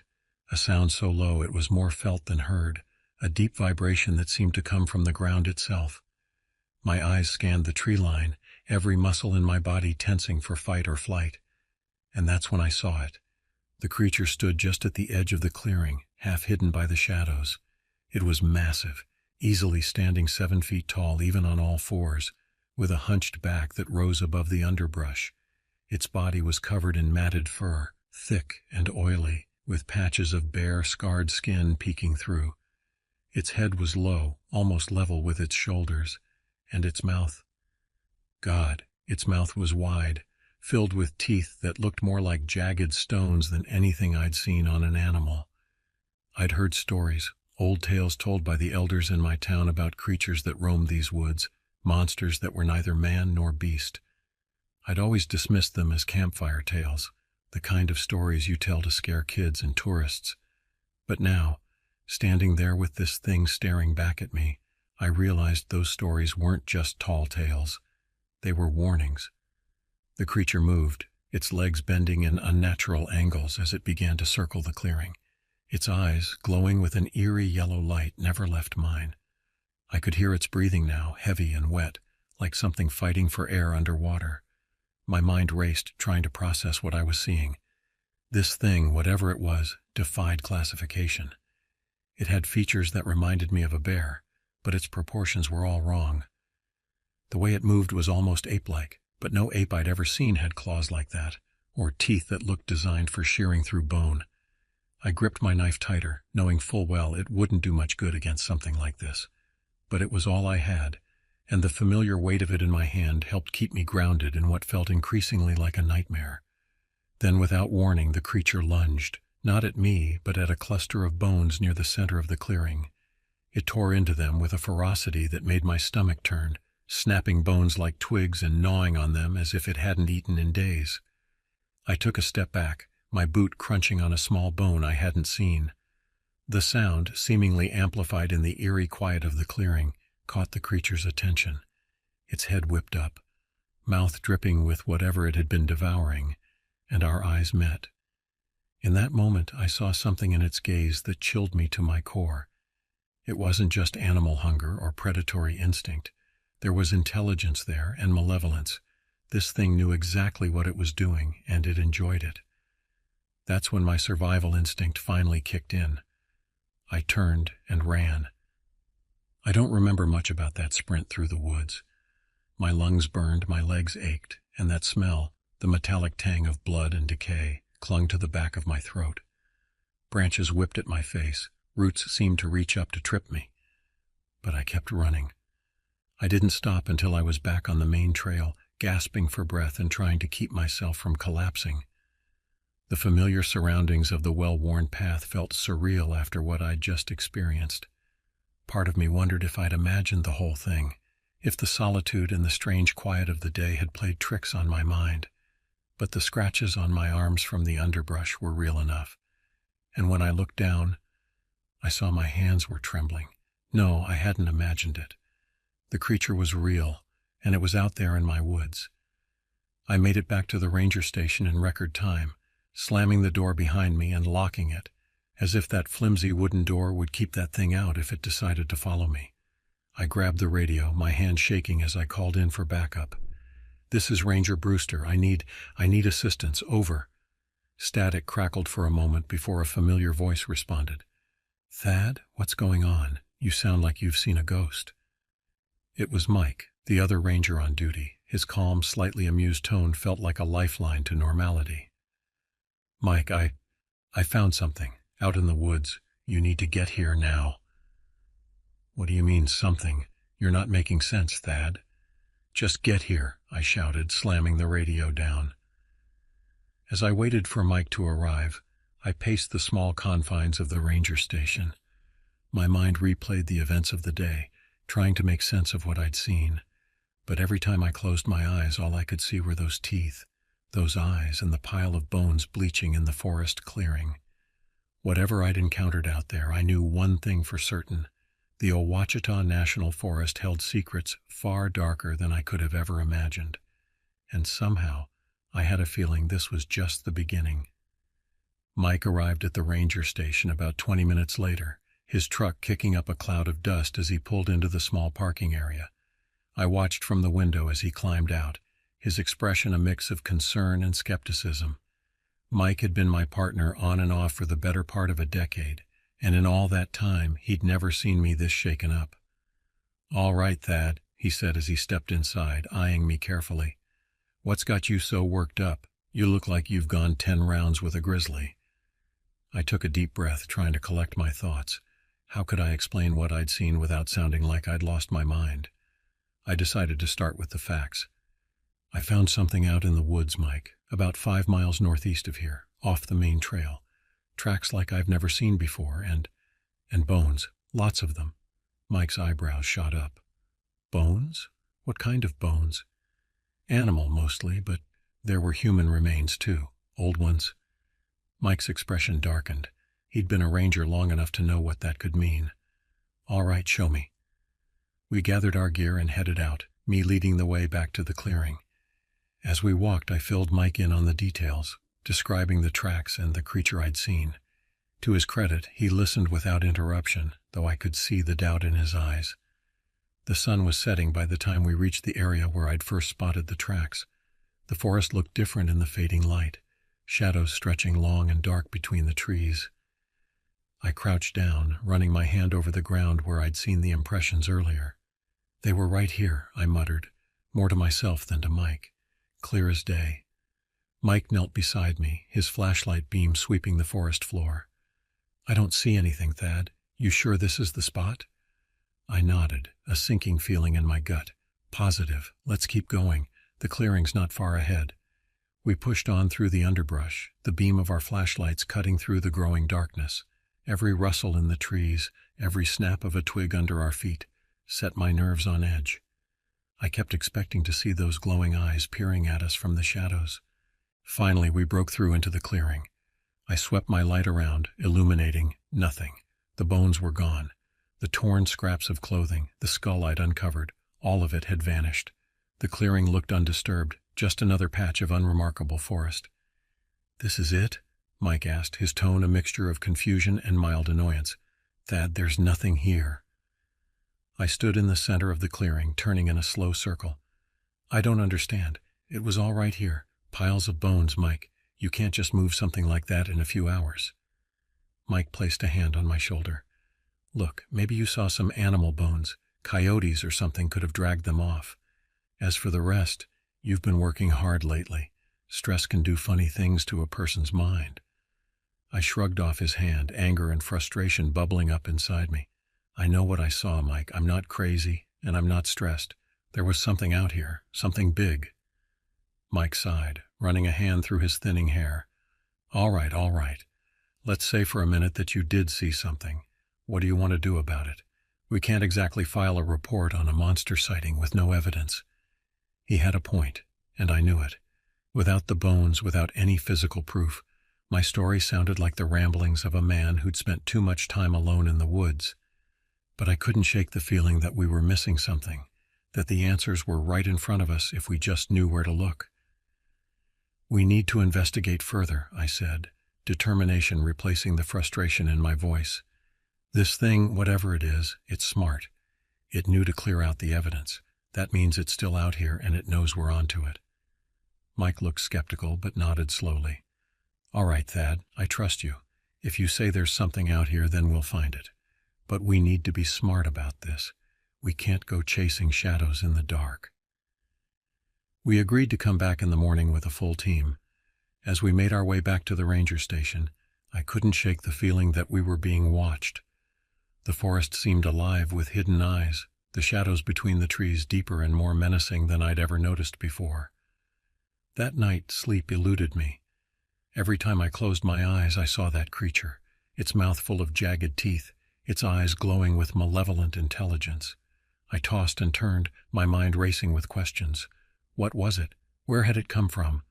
And most importantly, how long had it been out there, preying on unsuspecting hikers and campers? As the first light of dawn crept through my window, I gave up on sleep and got dressed. I had work to do. The next morning, a team of 5 of us set out into the forest. Mike and I were joined by Sarah, a wildlife biologist who specialized in large predators, and 2 deputies from the county sheriff's office. We were armed with tranquilizer guns, just in case, though I had my doubts about whether they'd be effective against the creature I'd seen. As we hiked towards the clearing, I recounted my experience again, trying to remember every detail. Sarah listened intently, her brow furrowed in concentration. It doesn't match any known species, she said, but there have been reports of unusual animal activity in this area over the years. Nothing concrete, mind you, but enough to make me wonder if there's something to your story, Thad. We reached the clearing around mid-morning. In the light of day, it looked even more unremarkable than it had the night before. But now, with fresh eyes and more manpower, we began a systematic search of the area. It was Sarah who found the first clue. "Over here," she called out, crouching near the base of a large oak tree. As we gathered around, she pointed to a series of deep gouges in the bark about 7 feet up the trunk. "These aren't from any bear or mountain lion," she said, her voice a mix of excitement and apprehension. "Whatever made these was big, and it was angry." We expanded our search, combing through the underbrush and examining every tree and rock. Slowly, a picture began to emerge. There were more claw marks, tufts of coarse hair caught on thorny bushes, and in one secluded spot a depression in the ground that looked disturbingly like a massive bedding area. As the day wore on, the mood of the group shifted. What had started as skepticism turned to unease, then to a growing sense of dread. Even Mike, who had been the most doubtful, couldn't deny the evidence we were finding. It was late afternoon when we made the most chilling discovery. In a small gully not far from the clearing, partially hidden by fallen leaves and forest debris, we found a backpack. It was torn and weathered, but still recognizably the kind used by hikers. And next to it, half buried in the soft earth, was a human femur. The deputies immediately cordoned off the area, calling in a forensics team. As we waited for them to arrive, a heavy silence fell over our group. This was no longer just a strange animal sighting. We were dealing with something far more sinister. "Thad," Mike said quietly, pulling me aside, "I owe you an apology.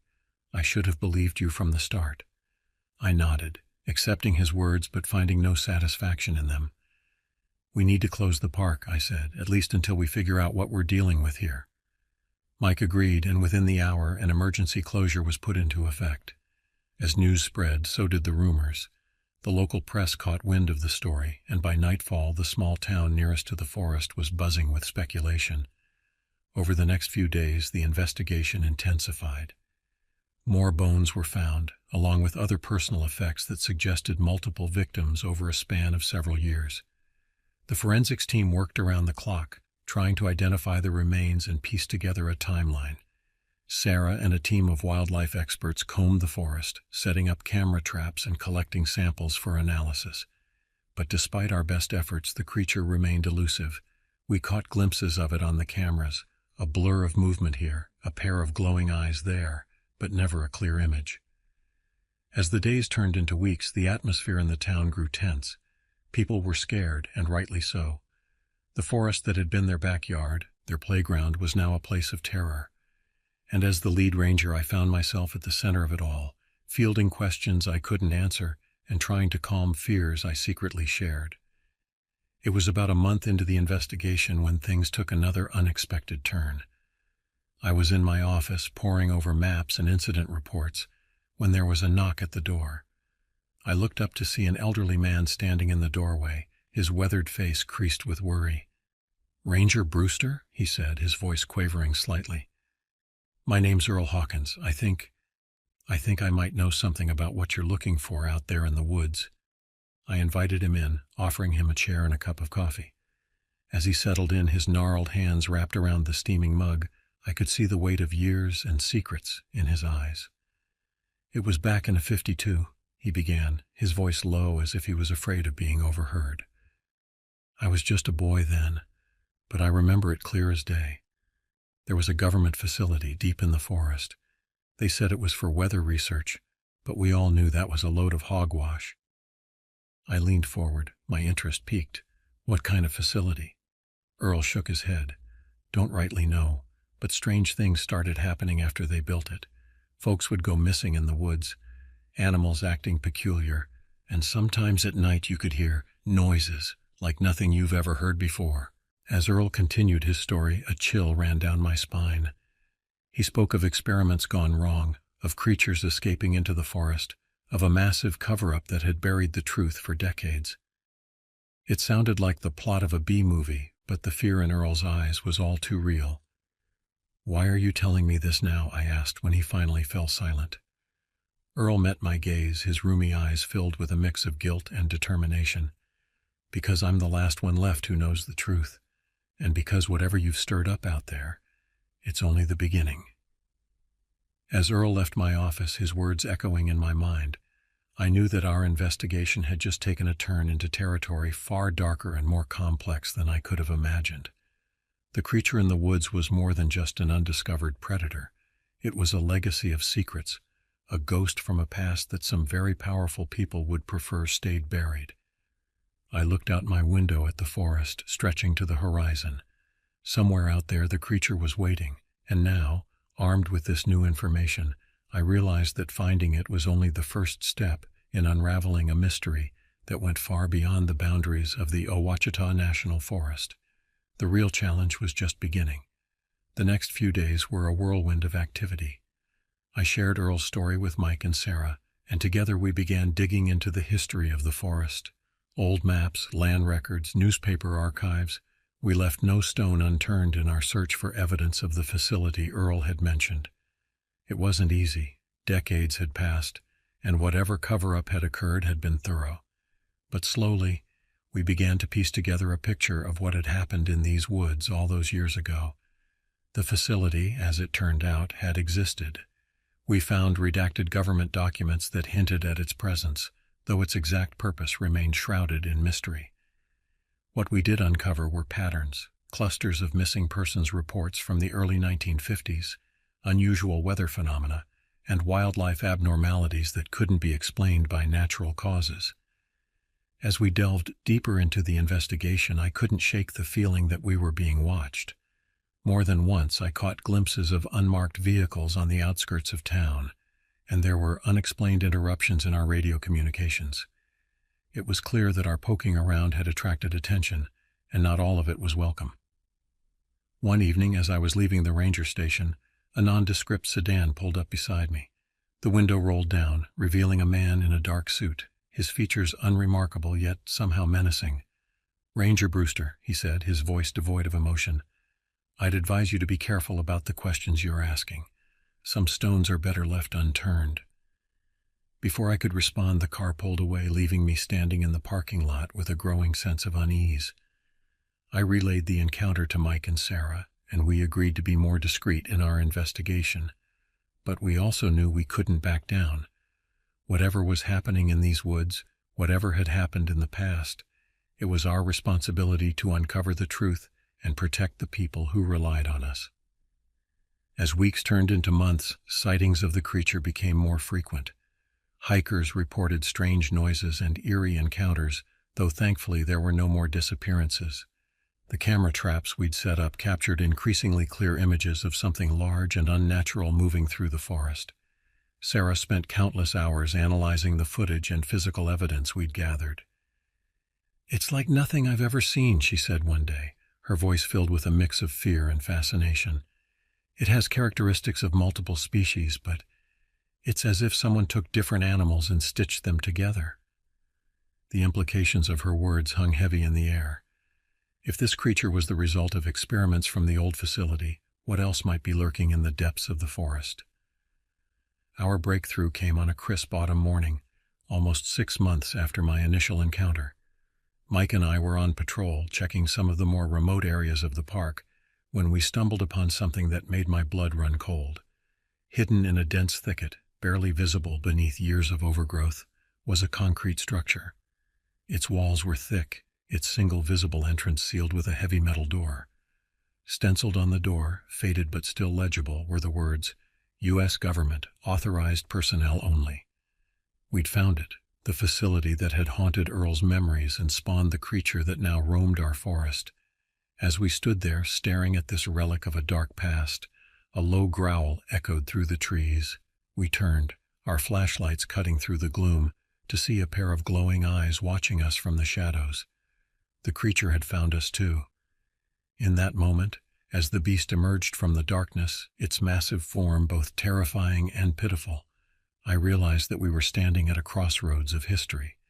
The sins of the past had come back to haunt us, and the choices we made in the coming days would shape the future of not just our forest, but potentially the entire world. The creature lunged, and as Mike and I braced for impact, I knew that our real fight was just beginning. Whatever secrets lay behind that steel door, whatever forces were trying to keep those secrets buried, we had a duty to uncover the truth. For the sake of our forest, for the victims of the past, and for all those who might be at risk in the future, we had to see this through to the end, no matter the cost. The creature's charge was interrupted by a piercing whistle that cut through the air. It skidded to a halt, its massive head swinging towards the source of the sound. From the shadows of the trees emerged a figure, tall, lean, and moving with a fluid grace that seemed at odds with the rugged forest surroundings. "Stand down," the figure commanded, and to our amazement the creature obeyed, settling back on its haunches with a low rumble. As the newcomer stepped into the light, I recognized him as the man from the sedan, the one who had warned me off our investigation. But now, seeing him in this context, his demeanor had changed entirely. "Dr. Ellis Vaughn," he introduced himself, his eyes never leaving the creature. "And I believe you've met my colleague here." Mike and I exchanged glances, our hands still on our weapons. "You want to explain what's going on here, Doctor?" I asked, trying to keep my voice steady. Vaughn sighed, suddenly looking very old and very tired. "It's a long story, Ranger Brewster, one that began long before any of us were born, but I suppose it's time the truth came to light." Over the next hour, as we sat on fallen logs with the creature watching us from the shadows, Vaughn unraveled a tale that seemed too fantastic to be true. The facility, he explained, had been part of a top-secret government program aimed at creating super soldiers, beings that could survive in any environment with enhanced strength, speed, and intelligence. "We thought we were doing the right thing," Vaughn said, his voice heavy with regret. "Protecting our country, advancing science, but we were playing with forces we didn't understand. The experiments had gone horribly wrong. Most of the test subjects had died, their bodies unable to cope with the genetic modifications, but a few had survived, changed in ways that defied explanation. They had escaped into the forest, where they had lived, bred, and evolved over the decades." "The creature you've been tracking," Vaughn said, gesturing towards the beast that now lay docile at the edge of the clearing, "is a fourth-generation descendant of one of our original subjects. It's taken me years to track it down, to try and undo some of the damage we caused." As Vaughn's story unfolded, pieces of the puzzle began to fall into place. The missing hikers, the strange sightings, the government cover-up, it all made a twisted kind of sense. "So what now?" Mike asked, breaking the silence that had fallen over us. "We can't just pretend none of this happened.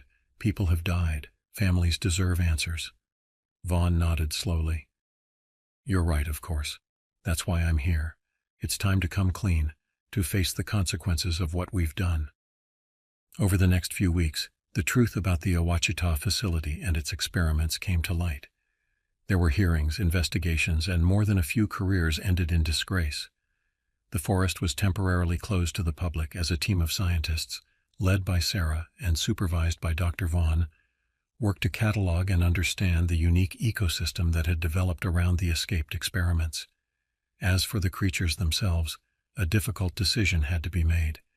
Some argued for their destruction, seeing them as unnatural abominations. Others, myself included, saw them as victims, beings that hadn't asked to be created but deserved a chance at life. In the end, a compromise was reached. A large section of the forest was designated as a restricted zone, a sanctuary where the creatures could live undisturbed, studied from afar but protected from human interference. I stood at the edge of the observation platform, looking out over the canopy of the Ouachita National Forest. Behind me, a small group of scientists and government officials murmured quietly, peering through binoculars and making notes on their tablets. In the distance, barely visible through the leaves, a large shape moved with surprising grace for its size. The creature, we'd taken to calling him Alpha, paused for a moment, its head turning in our direction. Even from this distance I could feel the weight of its gaze. "Remarkable," whispered Dr. Vaughn, who stood beside me. "A year ago I thought my life's work was a complete failure. Now I see it as a second chance, a chance to do things right." I nodded, understanding the mix of emotions in his voice. The past year had been a whirlwind of change, not just for the forest, but for all of us involved in uncovering its secrets. Mike had been promoted to head ranger, overseeing the new restricted zone. Sarah had published several groundbreaking papers on the unique biology of the creatures, earning her international recognition in the scientific community. And me, I'd found a new purpose. As liaison between the Park Service, the research team, and the local community, I spent my days educating people about the delicate balance we'd struck here in the Ouachita. It wasn't always easy. There were still those who feared the creatures, who saw them as monsters that should be destroyed. But slowly, steadily, we were changing minds. The story of the Ouachita experiments had become a cautionary tale about the dangers of unchecked scientific ambition, but also a testament to nature's resilience and the capacity for redemption. As the sun began to set, painting the sky in brilliant oranges and purples, I thought back to that day a year ago when I'd first encountered Alpha in the woods. The fear I'd felt then had been replaced by something else, a sense of wonder, and a deep respect for the mysteries that still lurked in the wild places of the world. "Time to head back," I said, turning to the group. As we made our way down from the platform, I cast one last look over my shoulder. Alpha had disappeared back into the forest, a shadow melting into shadows. The Ouachita still held secrets, I knew. There were still discoveries to be made, lessons to be learned. But now, at least, we were facing them with open eyes and open minds. The dark legacy of the past had been transformed into a beacon of hope for the future. As we drove back toward the ranger station, the forest stretching endlessly on either side of the road, I felt a sense of peace settle over me. Whatever challenges tomorrow might bring, I was ready to face them. After all, that's what being a park ranger was all about, standing as a guardian between two worlds, helping to maintain the delicate balance between man and nature. The sun dipped below the horizon, and the first stars began to twinkle in the darkening sky. Another day in the Ouachita was ending, and somewhere out there in the heart of the forest, Alpha and his kin were beginning their nightly routines, living reminders of the extraordinary world that existed just beyond the edge of the ordinary.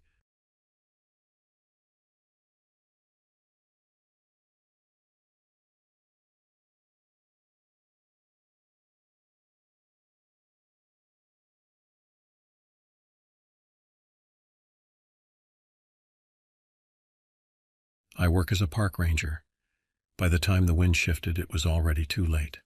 Smoke had settled like a stubborn fog over the Pine Mountain Ridge, a secluded strip of wilderness in northern Arizona where the trees grew tall and the trails wound deep. I had been stationed here for 2 years now, a park ranger keeping watch over what felt like an endless stretch of pine and rock. It was lonely work, but I didn't mind the isolation. In fact, it suited me just fine. My name's Glenn Bayer, a name that doesn't mean much in the grand scheme of things. I was a firefighter for a decade before a building collapse nearly took me with it. After that, I traded in my helmet for a ranger's hat, thinking the mountains would be quieter, safer. Turns out, I was wrong.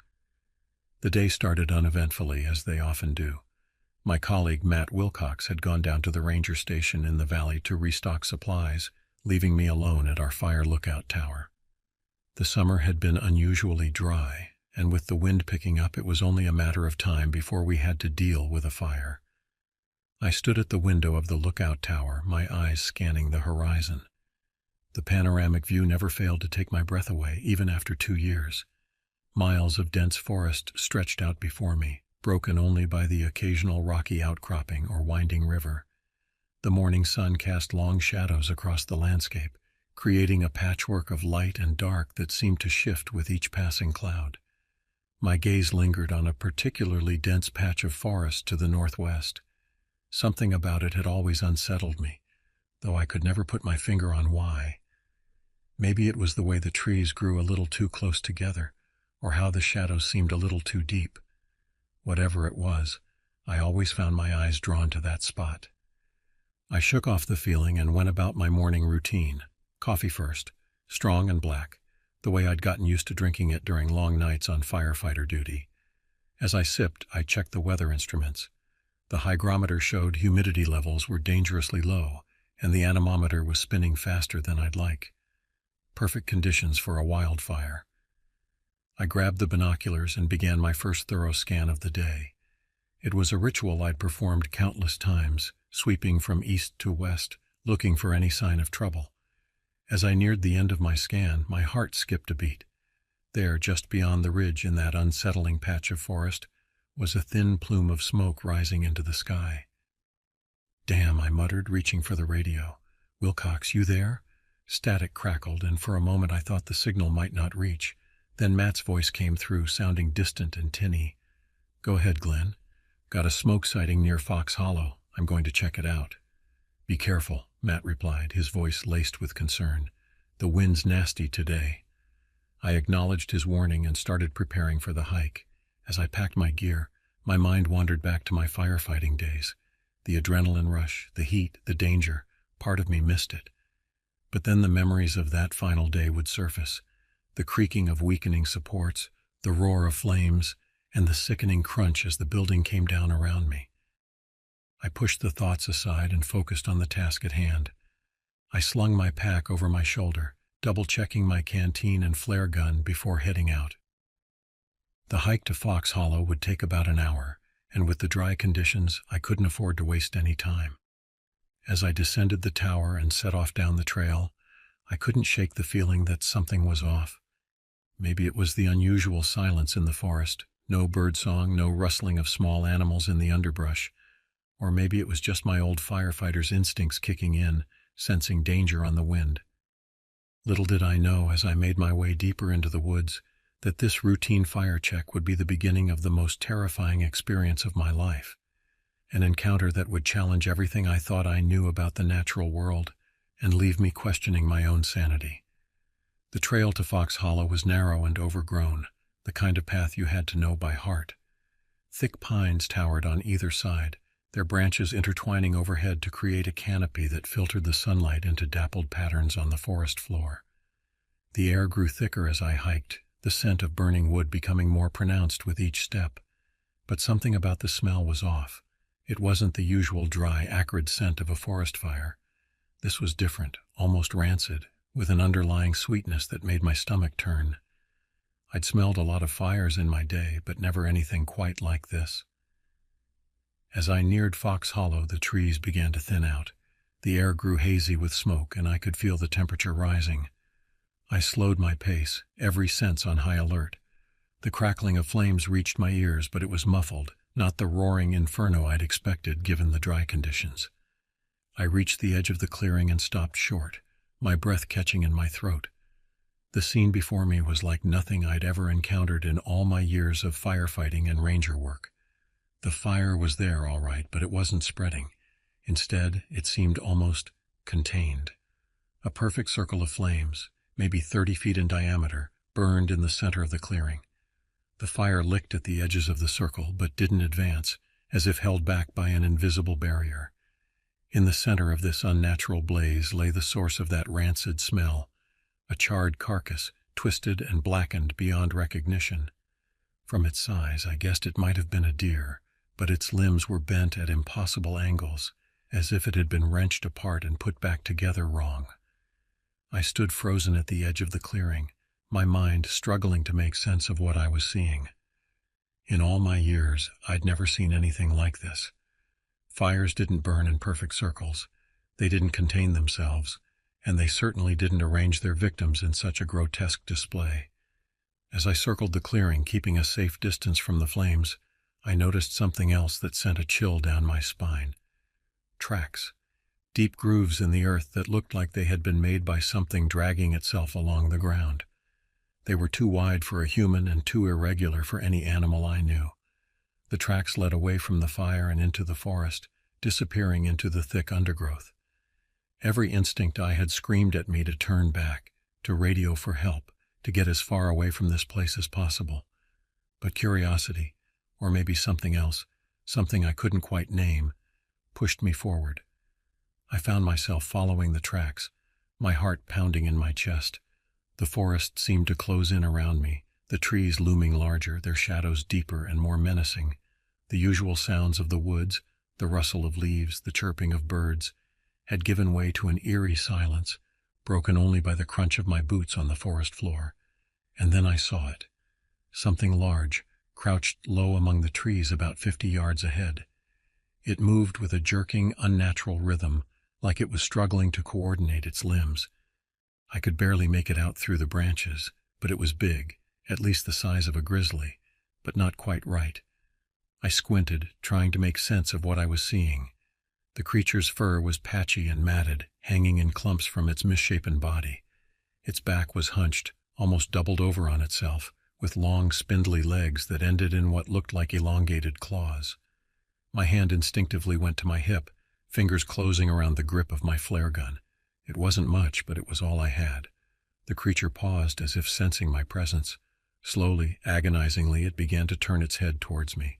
I held my breath, my entire body tensed, ready to run or fight. I wasn't sure which. As its face came into view, I felt the world tilt beneath my feet. It was like looking at a distorted bear, but all wrong. The muzzle was shorter, almost pushed in and lined with teeth that were far too long and sharp for any natural predator. Its eyes were sunken deep into its skull, glowing with an unnatural yellowish light. But it was the nose, or rather the lack of one, that truly drove home the otherworldliness of this creature. Where a nose should have been, there was just a flat, featureless expanse of flesh. For a moment, we stared at each other, human and whatever this was. Then it made a sound, low and wet, like something gurgling deep in its throat. The noise seemed to break whatever spell had held me in place. I raised the flare gun, my hands shaking so badly I could barely aim. The creature took a step towards me, its massive claws digging furrows into the forest floor. I didn't wait to see what it would do next. I pulled the trigger. The flare shot up into the sky with a whoosh, momentarily bathing the clearing in harsh red light. The creature recoiled, letting out a bone-chilling shriek that was part roar, part human scream. The sound reverberated through my body, setting every nerve on edge. I didn't wait to see more. I turned and ran, crashing through the underbrush with no regard for the path or direction. All that mattered was putting distance between myself and that thing. Behind me, I could hear it giving chase. The sound of branches snapping and earth tearing beneath its weight spurred me on, pushing me to run faster than I ever had before. My lungs burned and my legs felt like lead, but terror kept me moving. I don't know how long I ran. It could have been minutes or hours. The forest was a blur around me, trees whipping past as I dodged and weaved, always with the sound of pursuit close behind. Finally, mercifully, I saw a familiar shape looming ahead, the fire lookout tower. I'd somehow managed to find my way back, though I couldn't have retraced my steps if my life depended on it. I scrambled up the metal steps, nearly tripping in my haste. My hands, slick with sweat, fumbled with the door handle. For one heart-stopping moment, I thought it might be locked, trapping me outside with that thing closing in. But then the handle turned and I practically fell inside, slamming the door shut behind me. I leaned against the door, gasping for breath, my heart pounding so hard I thought it might burst from my chest. For a moment, all I could do was stand there, trying to process what had just happened.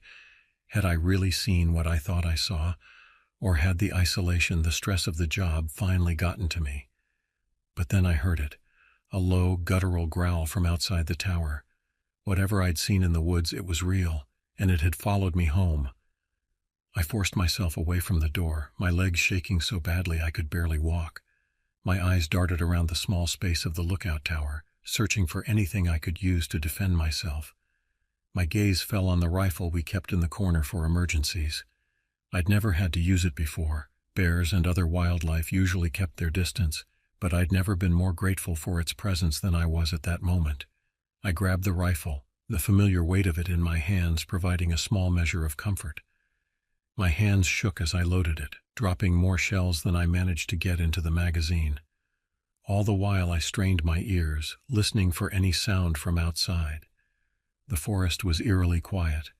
The usual sounds of birds and rustling leaves had been replaced by an oppressive stillness that seemed to press in on the tower from all sides. I moved to the window, peering out into the gathering dusk. The sun was setting, painting the sky in shades of orange and red that would have been beautiful under any other circumstances. But now the lengthening shadows only added to my sense of dread. I scanned the tree line, searching for any sign of movement. For a moment I allowed myself to hope that maybe, just maybe, I'd lost it. That whatever I'd seen in the woods hadn't been able to follow me back to the tower. Then I heard it. A scratching sound, so faint at first that I thought I might be imagining it. But it grew louder, more insistent. It was coming from the base of the tower. I moved to the window facing the sound, my rifle at the ready. What I saw made my blood run cold. The creature was there, its twisted form hunched at the bottom of the tower. Its elongated claws were raking against the metal supports, sending up a shower of sparks with each swipe. The sound was like nails on a chalkboard, amplified 100-fold. I raised the rifle, trying to steady my aim, but my hands were trembling so badly that I could barely keep the sights lined up. The creature paused in its assault on the tower as if sensing the danger. It turned its grotesque head towards me, those unnatural yellow eyes seeming to glow in the fading light. For a moment we locked eyes. I saw something in its gaze that I couldn't quite comprehend, a mix of hunger, rage, and something that looked unsettlingly like intelligence. Whatever this thing was, it wasn't just some mindless beast. I didn't hesitate. I pulled the trigger. The shot echoed through the trees, momentarily drowning out the creature's relentless scratching. The bullet struck true, hitting the creature square in the shoulder. It let out a high-pitched scream, a sound that felt too human for what it was, and staggered back. For a brief, hopeful moment, I thought that might be enough to drive it away. But to my horror, it didn't fall. Instead, it straightened up, its body convulsing as if the bullet had only made it angrier. The wound in its shoulder oozed a thick, dark liquid that looked more like oil than blood. I fired again and again, each shot sending the creature reeling but not stopping it. It was like something out of a nightmare. No matter how many times I hit it, it just kept coming. With each bullet that failed to put it down, my panic grew. I began to realize that the rifle wasn't going to be enough. As I watched in horror, the creature began to climb. Its claws dug into the metal of the tower, leaving deep gouges as it pulled itself up. The entire structure shuddered with each movement, and I could hear the groan of stressed metal. I frantically searched the tower for anything else I could use. My eyes fell on the flare gun I dropped when I first entered. It was a long shot, but at this point I was out of options. I lunged for the flare gun, nearly dropping it in my haste. Behind me, I could hear the creature getting closer, the sound of tearing metal growing louder. I turned, raising the flare gun just as the creature's hideous face appeared in the window. Time seemed to slow down. I could see every detail of the creature's face, the rows of jagged teeth, the sunken glowing eyes, the flat expanse of flesh where a nose should be. Its hot, fetid breath fogged the window as it opened its mouth in a roar that shook the entire tower. I fired. The flare shot out, a streak of bright red in the gathering darkness. It hit the creature square in the chest, and for a moment nothing happened. Then with a whoosh, its matted fur caught fire. The creature's scream this time was like nothing I'd ever heard before. It was a sound of pure agony, inhuman and yet terrifyingly familiar. It thrashed wildly, clawing at its own body in a desperate attempt to put out the flames. But the fire spread quickly, consuming it in a matter of seconds. I watched, transfixed, as the burning creature lost its grip on the tower and fell. It hit the ground with a sickening thud, its body still writhing as the flames consumed it. The smell of burning flesh filled the air, acrid and nauseating. For what felt like hours, I stood at the window, rifle in hand, watching as the creature burned. Even after the flames had died down and all that remained was a smoldering heap at the base of the tower, I couldn't bring myself to move. My mind was reeling, trying to process what had just happened. As dawn broke, painting the sky in pale pinks and golds, the forest was silent once more. The only evidence of the night's events was the charred remains at the bottom of the tower, and the deep gouges in its metal frame. With shaking hands, I reached for the radio. "Wilcox," I said, my voice barely above a whisper. "Wilcox, do you copy?" For a long moment, there was nothing but static.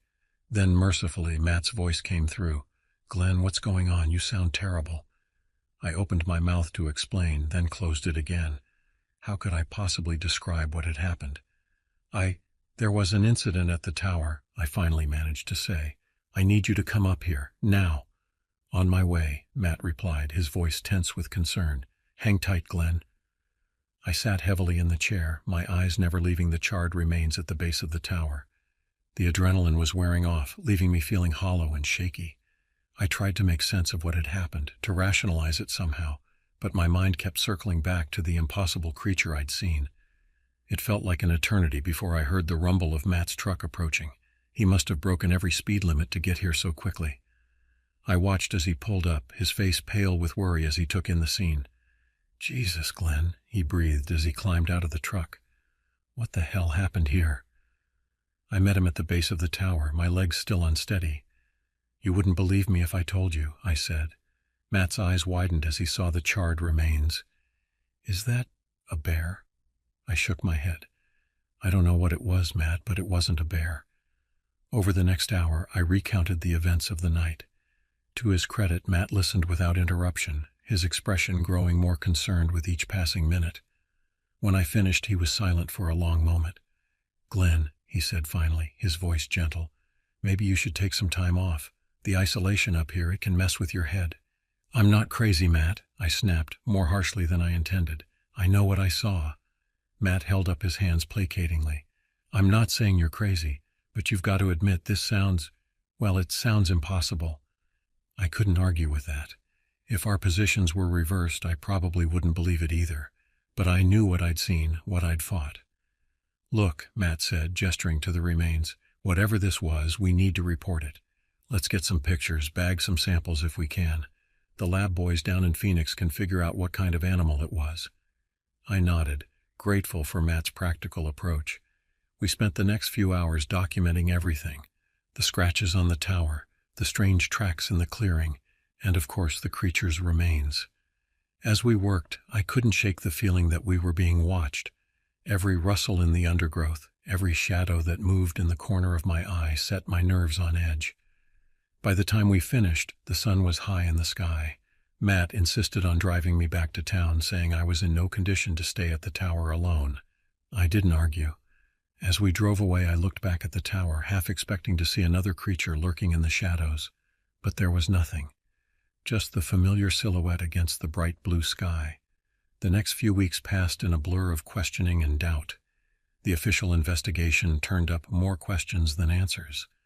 The lab results came back inconclusive. Whatever the creature had been, its DNA didn't match any known species.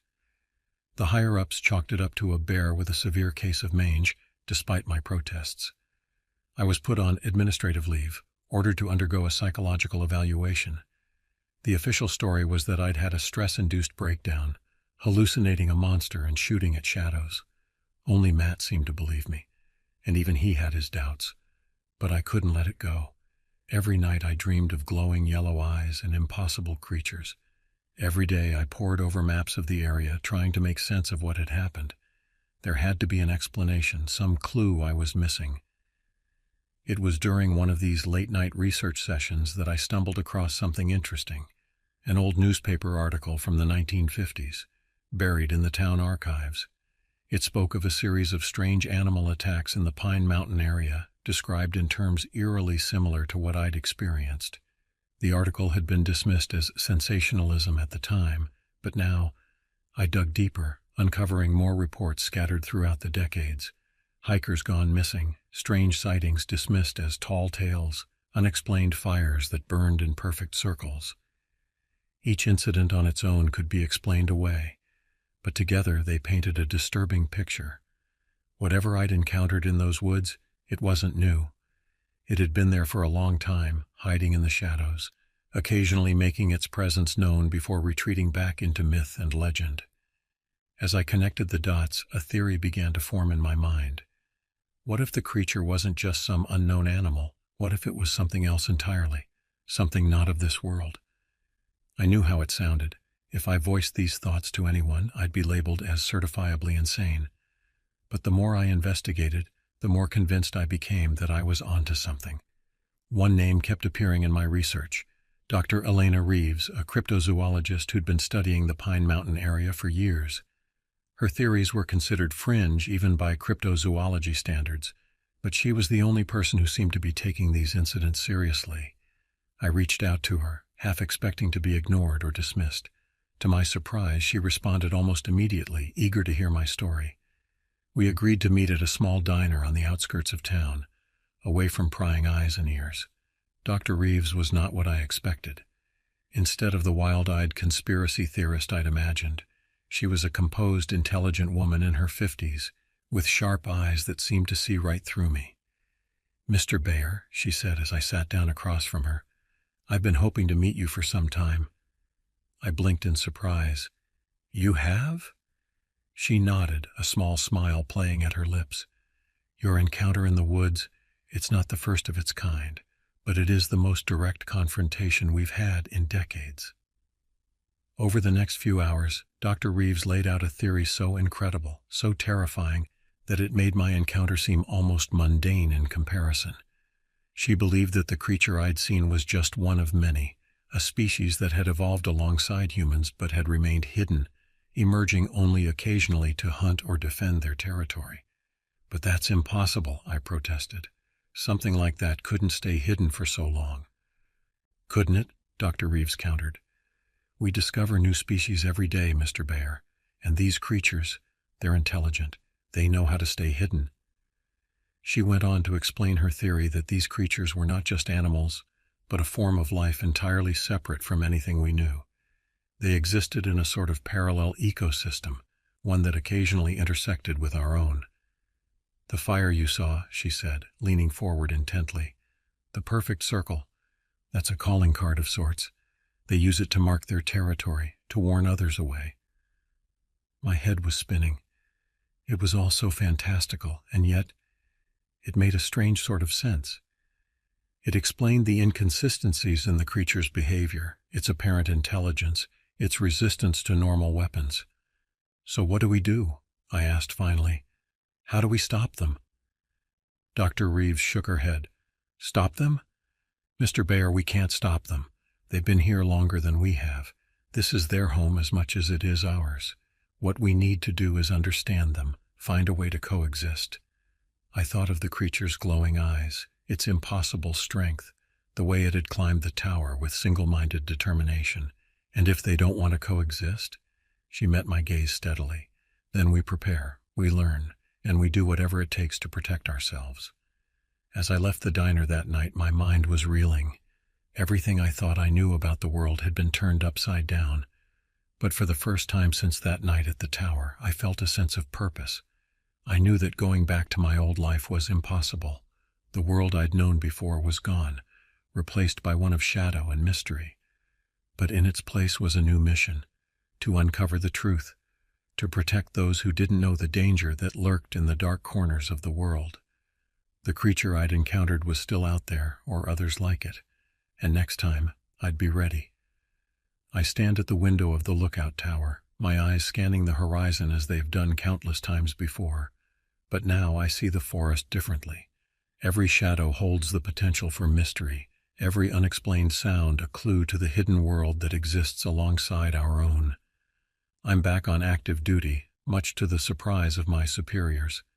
They don't know about my meetings with Dr. Reeves, about the network of researchers and witnesses we've built. To them, I'm just another park ranger, keeping watch over the wilderness. But I'm more than that now. I'm a sentinel, a guardian standing at the boundary between two worlds. And as I watch the sun set over Pine Mountain Ridge, painting the sky in shades of orange and purple, I can't help but wonder what the night will bring.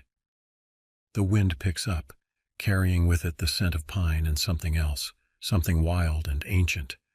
I check my gear, the modified flare gun, the silver-tipped bullets, the ultraviolet flashlight. All the tools Dr. Reeves and her team have developed to deal with the creatures. As darkness falls, I settle in for another long night of watching and waiting. The forest is quiet for now, but I know that can change in an instant. Whatever's out there, whatever strange and terrifying creatures call these woods home, I'll be ready. Because that's my job now. I'm Glenn Bayer, park ranger and monster hunter, and the night is just beginning.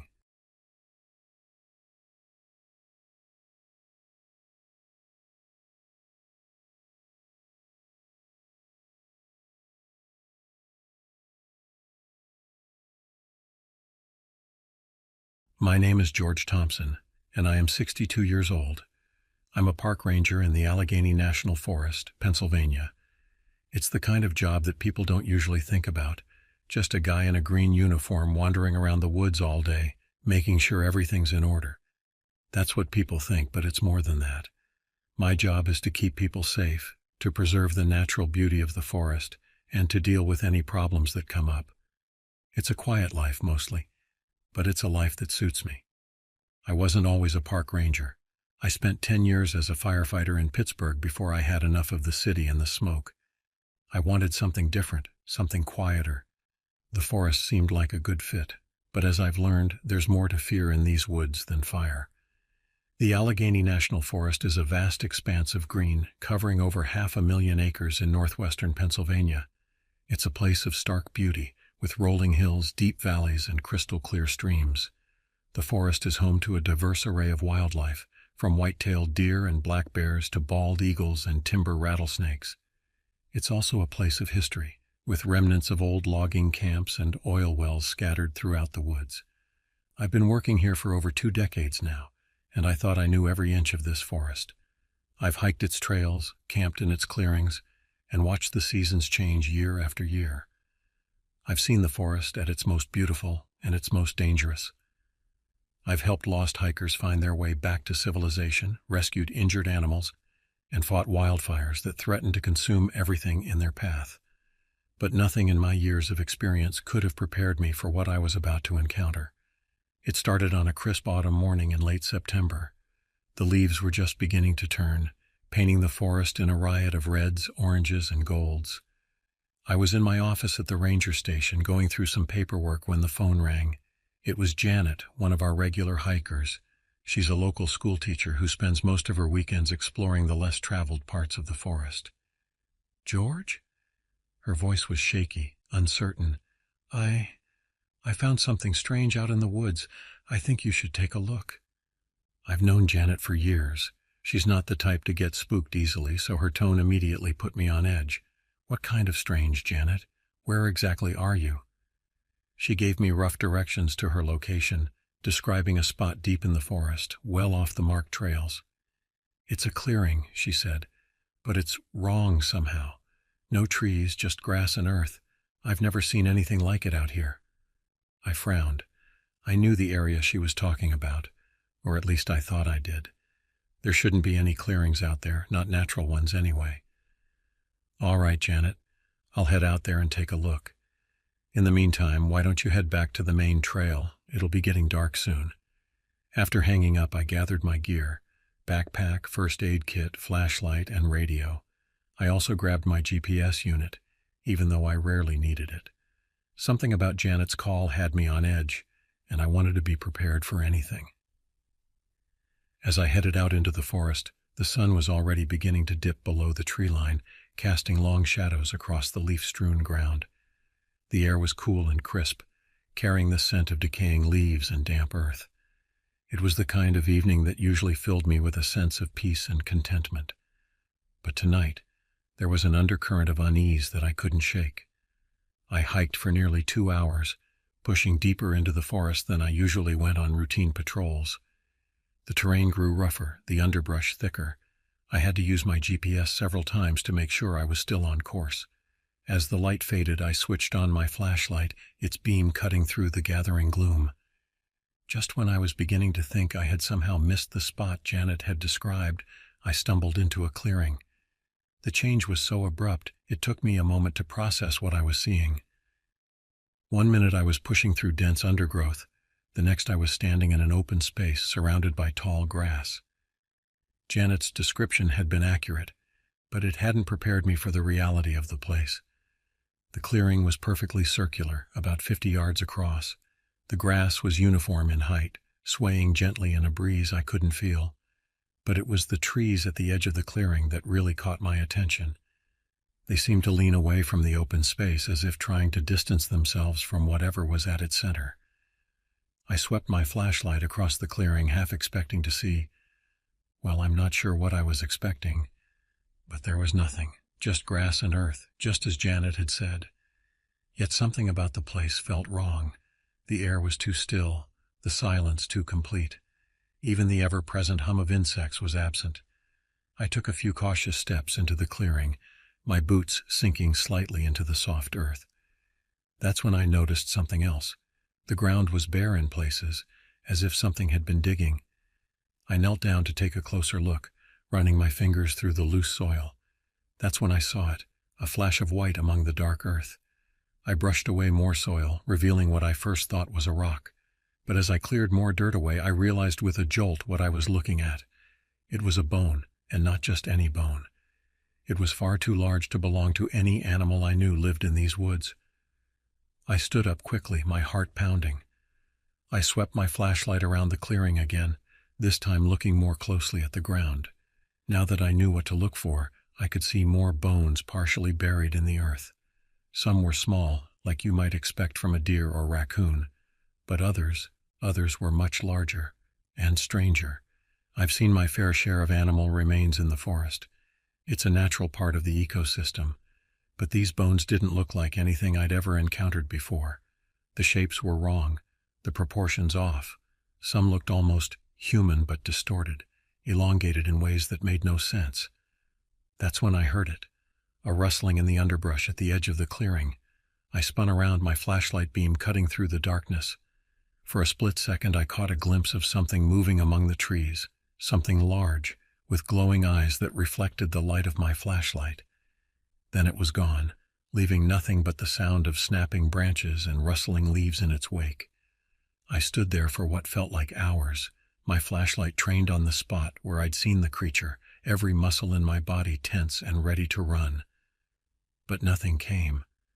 Eventually the normal sounds of the forest began to return. An owl hooted in the distance.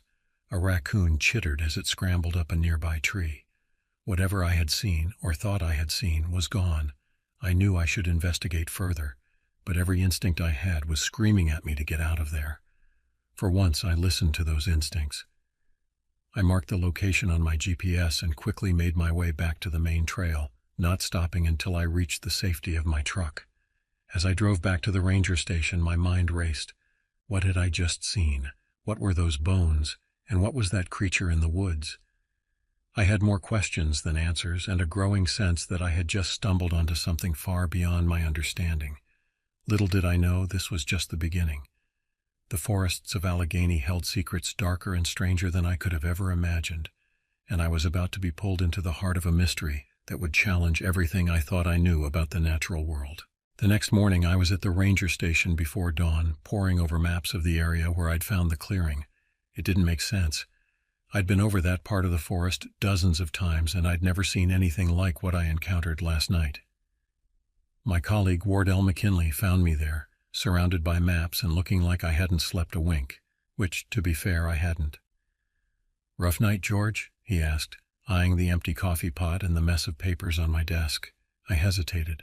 Wardell was a good guy, been with the Park Service for nearly 20 years. But what I'd seen last night, it was hard to put into words without sounding crazy. "You could say that," I replied, rubbing my eyes. "Wardell, have you ever come across anything unusual out in Sector 7? He frowned, thinking. "Sector 7? That's pretty deep in the backcountry. Not much out there but trees and more trees. Why do you ask?" I took a deep breath and told him everything. The call from Janet, the strange clearing, the bones, and the glimpse of whatever it was I'd seen in the woods. To his credit, Wardell listened without interrupting, his expression growing more serious with each passing minute. When I finished, he was quiet for a long moment. "That's quite a story, George," he said finally. "Are you sure about what you saw? I mean, it was dark. You were probably tired." "I know how it sounds," I cut in. "But I'm telling you, Wardell, something's not right out there. Those bones, they weren't natural. And that clearing, it shouldn't exist. We need to investigate this further." Wardell sighed, but I could see the concern in his eyes. "All right, George, I trust your judgment. What do you want to do?" We spent the next few hours planning our approach. We decided to head out to the clearing later that day, equipped with cameras, sample bags, and a more comprehensive set of tools. If there was something strange going on in our forest, we were going to get to the bottom of it. As we were preparing to leave, Janet, the hiker who had first reported the clearing, showed up at the station. She looked pale and shaken, her usual cheerful demeanor replaced by a haunted look that sent a chill down my spine. "George," she said, her voice barely above a whisper, "I went back to the clearing." I felt my heart skip a beat. "What? Janet, why would you do that?" She shook her head as if trying to clear it. I'm not sure. I couldn't stop thinking about it. I had to see it again to make sure I wasn't imagining things. But George, there's something else there now. Something, oh God, I don't even know how to describe it. I exchanged a look with Wardell. Whatever was going on, it was clear that we needed to act fast. Janet, I need you to tell me exactly what you saw, I said, leading her to a chair. Take your time. Every detail is important. As Janet began to speak, her voice trembling, I couldn't shake the feeling that we were about to step into something far beyond our usual duties as park rangers. The forests of Allegheny had always held their secrets, but now it seemed those secrets were beginning to surface, and they were darker and stranger than anything I could have imagined. The drive out to Sector 7 was tense. Janet sat in the back of our truck, her eyes distant, lost in whatever horrific memories she'd brought back from the clearing. Wardell drove, his knuckles white on the steering wheel, while I pored over the maps, trying to make sense of where this mysterious clearing had come from. As we bumped along the rough forest road, Janet's words echoed in my mind. She described finding more bones in the clearing, arranged in a pattern that made her skin crawl. But worse than that, she'd seen something moving at the edge of the trees, something that walked on two legs but moved with an inhuman grace. It was watching me, she'd said, her voice barely above a whisper. I could feel its eyes on me, and then it smiled. We reached the end of the road and continued on foot, our backpacks heavy with equipment. The forest was quiet, too quiet. No birdsong, no rustling in the underbrush. It was as if the wildlife knew to stay away from where we were heading. As we neared the coordinates I'd marked on my GPS, the forest began to change. The trees grew more gnarled, their branches twisting in unnatural ways. The underbrush thinned out, replaced by pale, sickly-looking ferns that seemed to shrink away from our touch. And then, just like before, we stumbled into the clearing. It was worse than I remembered. The grass, which had been green and lush the night before, was now brown and withered. The earth was churned up in places as if something large had been thrashing about. And the bones, dear God, the bones, they were everywhere, scattered across the clearing in a pattern that made my head hurt to look at. Some were partially buried, others lay on the surface, bleached white by the sun. And they were wrong, all wrong, too large, too numerous, too alien. Wardell let out a low whistle. Jesus, George, what the hell happened here? I shook my head at a loss for words. Janet whimpered softly, her eyes wide with fear. We set to work, photographing everything, taking samples of the soil and the strange withered grass. I knelt down to examine one of the larger bones, my gloved hands shaking as I lifted it for a closer look. That's when I saw the markings. At first I thought they were just cracks or signs of weathering, but as I turned the bone in my hands, I realized with a jolt that they were deliberate. Symbols carved into the bone with painstaking precision. "Wardell," I called out, my voice hoarse, "you need to see this." He came over, his face pale beneath his tan. I showed him the markings, watching as his expression shifted from confusion to dawning horror. What does it mean?" he asked. Before I could answer, a scream tore through the air. We spun around to see Janet, her face contorted in terror, pointing at the edge of the clearing. There, half hidden in the shadows of the twisted trees, stood a figure. It was tall, impossibly tall, its limbs too long and jointed in all the wrong places. Its skin was a patchwork of fur and scales, and its face. I'll never forget that face as long as I live. It smiled at us, revealing rows of needle-sharp teeth, and then, with a grace that defied its monstrous form, it stepped into the clearing. What happened next is a blur in my memory. I remember shouting, the sound of our camera hitting the ground as Wardell fumbled for his sidearm. I remember Janet's screams, and the sound of something large moving through the underbrush all around us. We ran. God help me, we ran. Crashing through the forest, branches whipping at our faces, roots threatening to trip us at every step. Behind us I could hear it, moving faster than anything that size had any right to move, gaining on us with every passing second. We burst out of the tree line and into the parking area where we'd left our truck. Wardell fumbled with the keys, swearing under his breath. I turned, placing myself between Janet and the forest, my heart pounding so hard I thought it might burst from my chest. The trees at the edge of the clearing shook, and for a moment I caught another glimpse of that terrible, smiling face. Then Wardell got the engine started, and we were peeling out of there, tires spinning on the gravel road. As we sped away, I looked in the rearview mirror. The forest receded behind us, dark and forbidding. But I couldn't shake the feeling that we hadn't left whatever was in that clearing behind.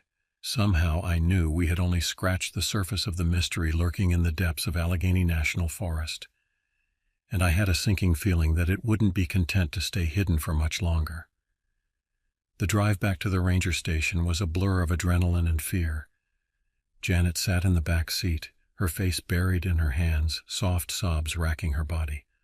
Wardell's knuckles were white on the steering wheel, his jaw clenched so tight I could see a muscle twitching in his cheek. And me? I was lost in thought, trying desperately to make sense of what we'd just experienced. When we finally pulled up to the station, the sun was setting, painting the sky in shades of orange and purple. It should have been beautiful, but all I could think about was the horror we'd left behind in that clearing. We sat in silence for a long moment, no one wanting to be the first to speak, to acknowledge what we'd seen. Finally, Wardell cleared his throat. "We need to report this," he said, his voice hoarse. "Whatever that thing was, it's dangerous. We need to get help." I nodded slowly, but a nagging doubt gnawed at me. "Who would believe us, Wardell? We don't have any proof. We dropped the camera back there, and even if we hadn't, who's going to believe a story about some kind of monster in the woods?" Janet spoke up from the back seat, her voice barely above a whisper. "I saw it too. I'll back you up. People need to know." We helped Janet inside and got her settled with a blanket and a cup of strong coffee. Then Wardell and I retreated to my office to figure out our next move. "We could call in the state police," Wardell suggested, pacing back and forth. "Or maybe the FBI. This is way beyond our pay grade, George." I leaned back in my chair, rubbing my eyes. "And tell them what? That we saw Bigfoot's evil cousin? They'll laugh us out of the forest." Wardell slammed his hand down on the desk, making me jump. "Damn it, George. We can't just do nothing. That thing, whatever it is, it's out there. What if it hurts someone?" He was right, of course. We had a responsibility to protect the people who came to enjoy the forest. But how could we protect them from something we didn't understand? "Okay," I said finally. "Here's what we're going to do. We'll file a report, but we'll keep it vague. Strange animal sighting, possible danger to hikers. We'll recommend closing off that section of the forest for now, pending further investigation."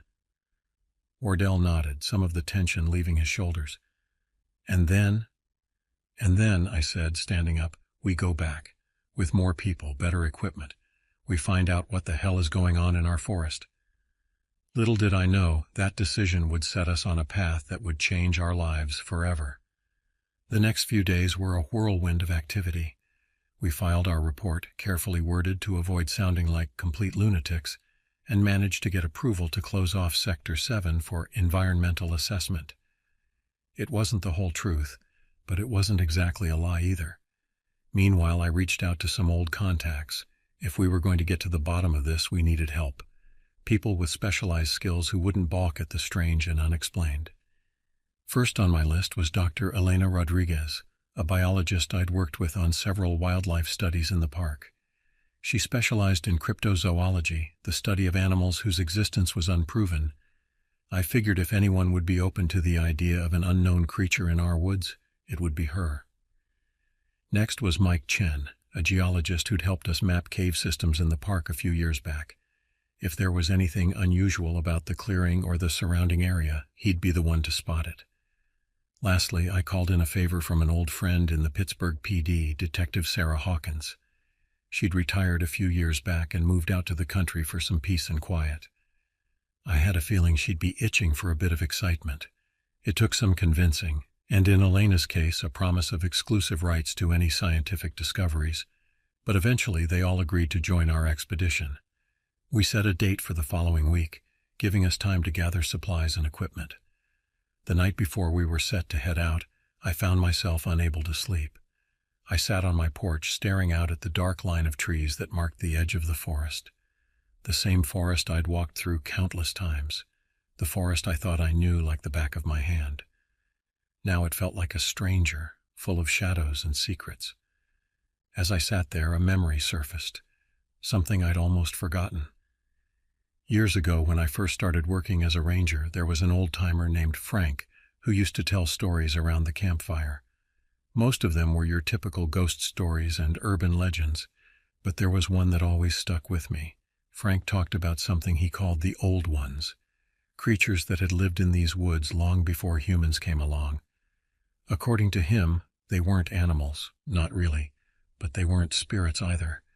They were something in between, ancient and powerful. At the time, I'd dismissed it as just another tall tale. But now, thinking back on what we'd seen in that clearing, I couldn't help but wonder if there might have been some truth to Frank's stories after all.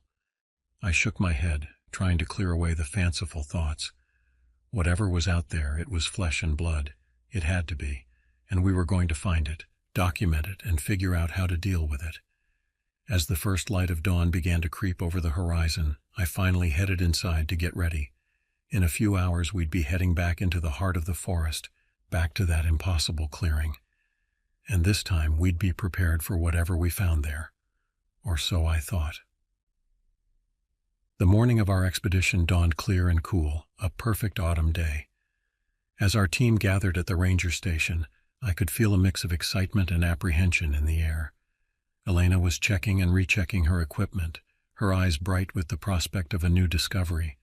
Mike was poring over geological maps of the area, muttering to himself about fault lines and rock formations. Sarah stood a little apart from the others, her stance casual but alert, every inch the seasoned detective.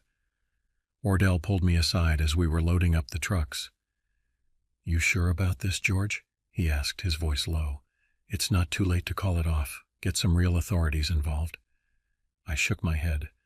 "We are the authorities out here, Wardell. Whatever's going on, it's our responsibility to deal with it." He nodded, not looking entirely convinced, but he didn't argue further. The drive out to Sector 7 was tense. I could see the others picking up on the atmosphere, casting worried glances at each other and out at the passing trees. Even Elena's enthusiasm seemed to dampen as we got closer to our destination. We parked the trucks where the road ended and continued on foot, just like before, but this time we were prepared. We had cameras, sample collection kits, even a drone for aerial reconnaissance. Sarah had insisted on bringing her service weapon, just in case, and for once, I didn't argue. As we hiked deeper into the forest, I noticed the same changes as before, the gnarled trees, the sickly ferns, the unnatural quiet. The others noticed too. Mike stopped to take soil samples, frowning at the results on his handheld analyzer. "This doesn't make sense," he muttered. "The soil composition is all wrong for this area. It's like it's from somewhere else entirely." Before I could ask what he meant by that, we reached the edge of the clearing. I heard Elena gasp, Sarah swear under her breath. Even Mike, who'd been so focused on his soil samples, looked up in shock. The clearing had changed again. The withered grass was gone, replaced by bare earth covered in a strange, swirling pattern. The bones we'd seen before had vanished, but in their place were structures. I don't know how else to describe them. They looked like they were made of some kind of shimmering, semi-transparent material, twisting up from the ground in impossible shapes. "What the hell are those?" Wardell breathed, voicing what we were all thinking. Elena stepped forward, her scientific curiosity overcoming her fear. I don't know. They look almost organic, but I've never seen anything like this before." As we stood there, trying to make sense of what we were seeing, a sound cut through the air. It was low at first, almost at the edge of hearing, but it quickly grew louder. It was a hum, but not like any machine I'd ever heard. It seemed to come from everywhere and nowhere at once, vibrating in our bones. And then, at the center of the clearing, the air began to ripple. There's no other word for it. It was like looking at the surface of a pond after you've thrown a stone in, except this was happening in midair. "Get back," I shouted, grabbing Elena's arm and pulling her away from the strange phenomenon. We retreated to the edge of the clearing, watching in a mix of horror and fascination as the ripples grew larger, the humming intensifying until it was almost painful. And then, with a sound like reality itself tearing apart, something began to emerge from the rippling air. It was the creature we'd seen before, but now we could see it clearly in the light of day. It was even more terrifying than I remembered. Its body was a nightmarish fusion of animal and insect parts, constantly shifting and changing as we watched. Its eyes, God, it had so many eyes, swept across us, and I felt a chill run down my spine as its gaze met mine. But it wasn't alone. Behind it, in the rippling portal or whatever it was, I could see movement. More shapes, more creatures, waiting to come through. "Run!" Sarah yelled, already backing away, her gun drawn.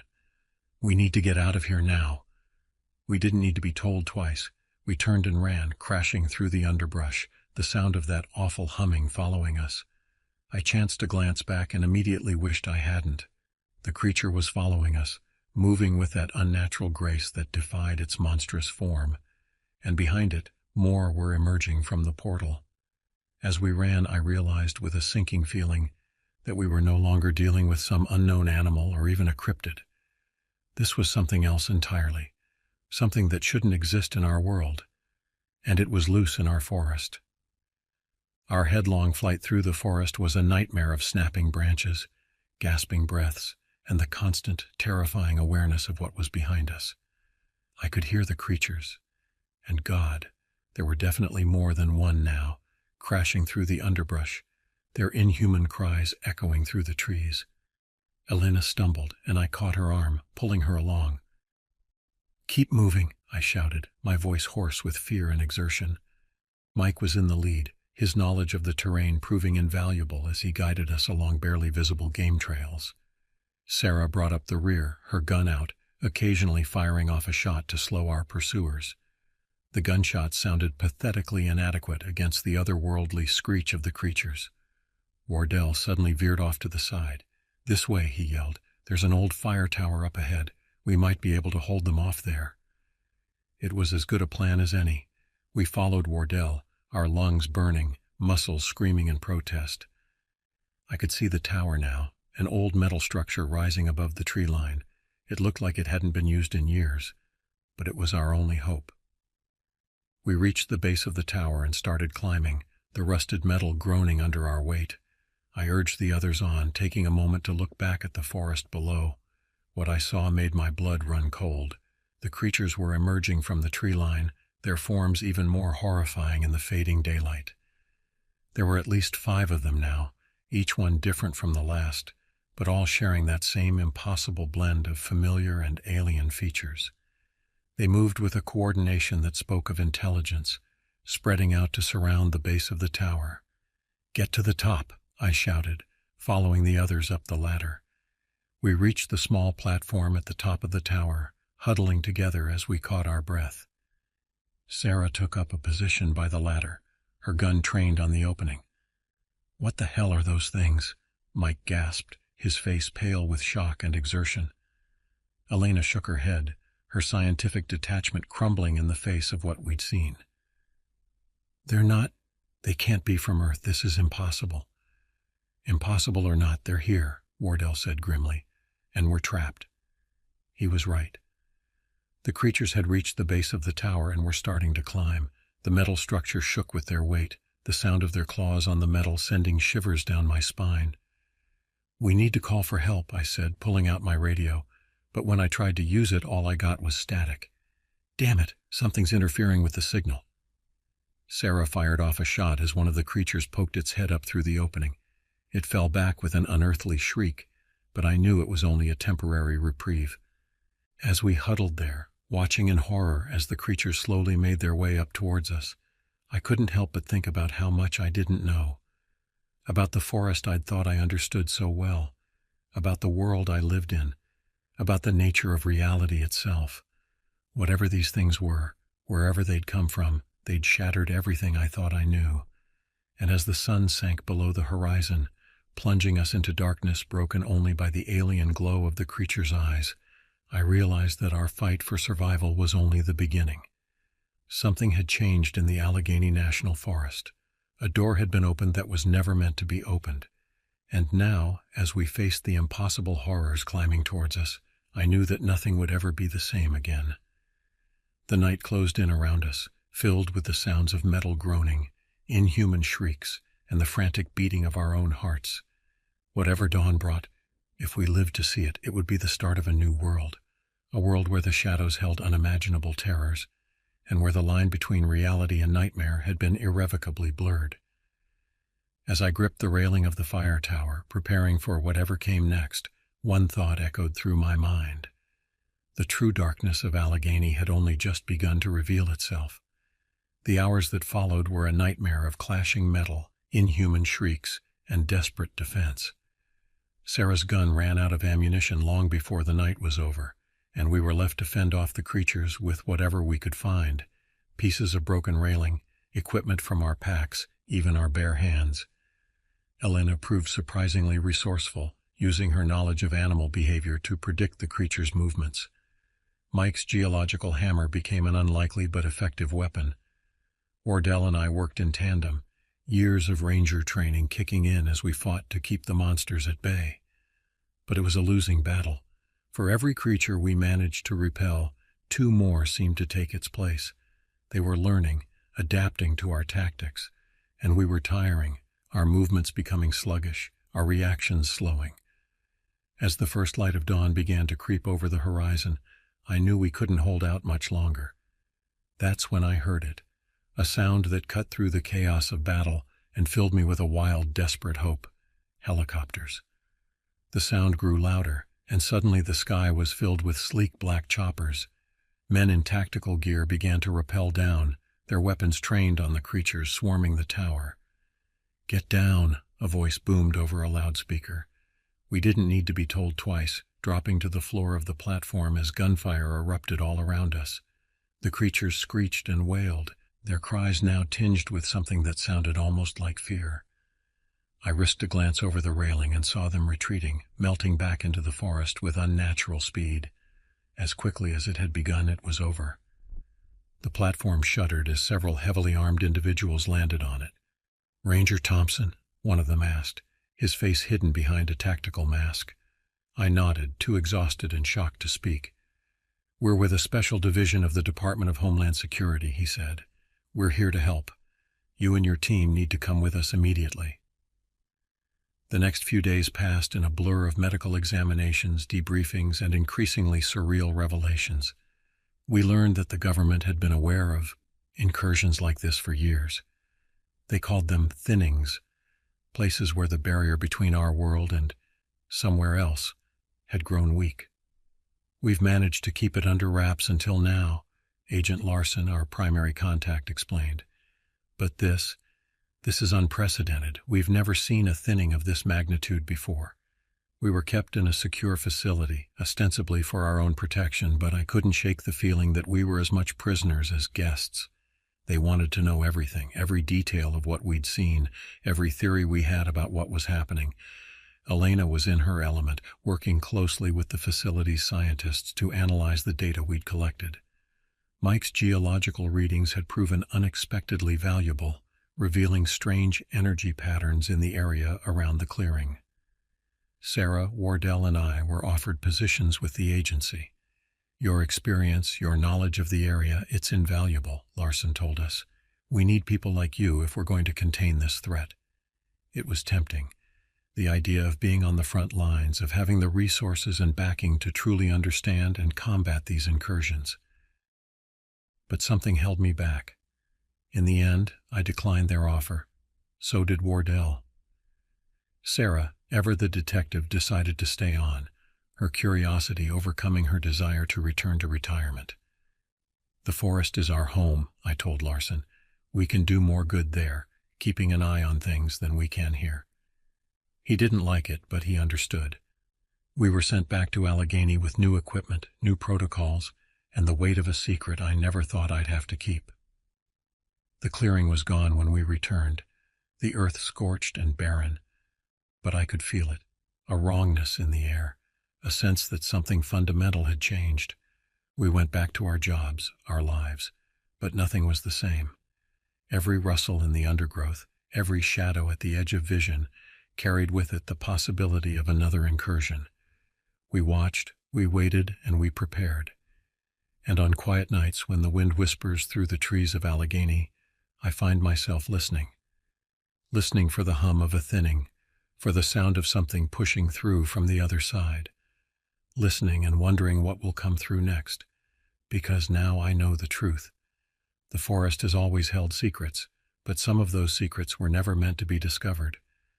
And once you've seen behind the veil, there's no going back. The darkness in Allegheny runs deep, deeper than any of us could have imagined. And as I sit on my porch, watching the sun set behind the trees, I can't help but wonder, are we protecting the forest from them? Or are we protecting the world from what lies within the forest? Months have passed since that fateful night in the fire tower. Life in Allegheny has settled into a new normal, but it's a normal tinged with an undercurrent of constant vigilance. Wardell and I have trained the other rangers as much as we can without revealing the full truth. We've established new protocols, new ways of monitoring the forest. Elena visits often under the guise of ongoing wildlife studies. Mike's geological surveys have become a regular feature, mapping the invisible energies that flow beneath the earth.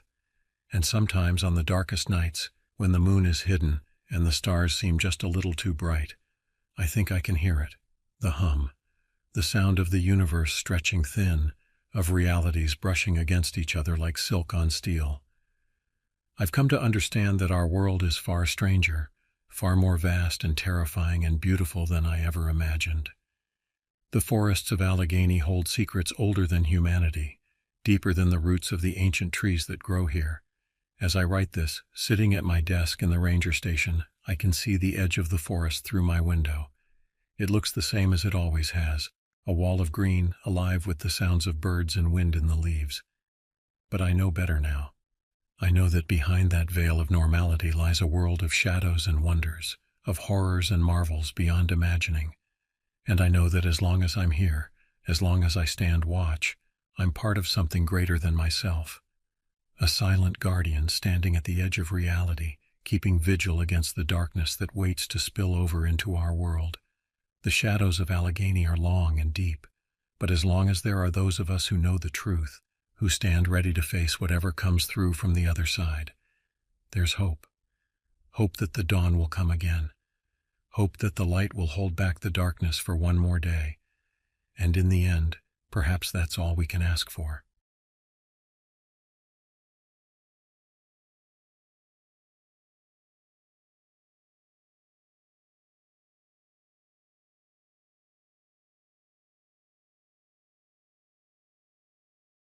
My name is Edward Johnson, and I am 66 years old.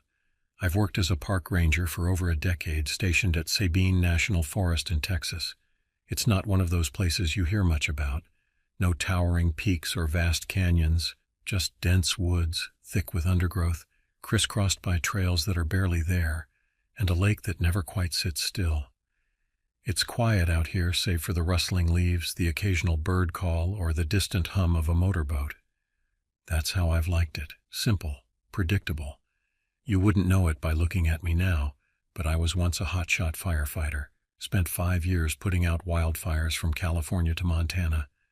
It was a job that required every ounce of focus, endurance, and bravery. But after nearly being engulfed in flames too many times, I realized I wanted a quieter life. So I took up this ranger gig thinking it'd be peaceful, uneventful. For the most part it was. My days usually start early, with the sun barely peeking over the horizon. I brew a strong pot of coffee in the small kitchenette of my ranger cabin, its aroma filling the air and mixing with the scent of pine that always seems to linger. As I sip my coffee on the porch, I watch the forest come to life. Birds start their morning chorus, squirrels scamper across the leaf-strewn ground, and occasionally a deer will cautiously emerge from the tree line. After breakfast, I don my uniform. A crisp khaki shirt with the National Park Service patch on the sleeve, dark green pants, and sturdy boots that have seen miles of forest trails. I clip my radio to my belt, slide my trusty knife into its sheath, and sling my old Remington rifle over my shoulder. It's more a habit than a necessity. In all my years here, I've rarely had cause to use it.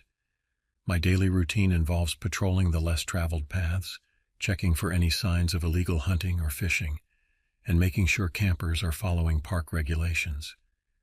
I greet the regulars, mostly local fishermen who know the best spots on Toledo Bend Reservoir, and help out lost hikers who've strayed too far from the marked trails.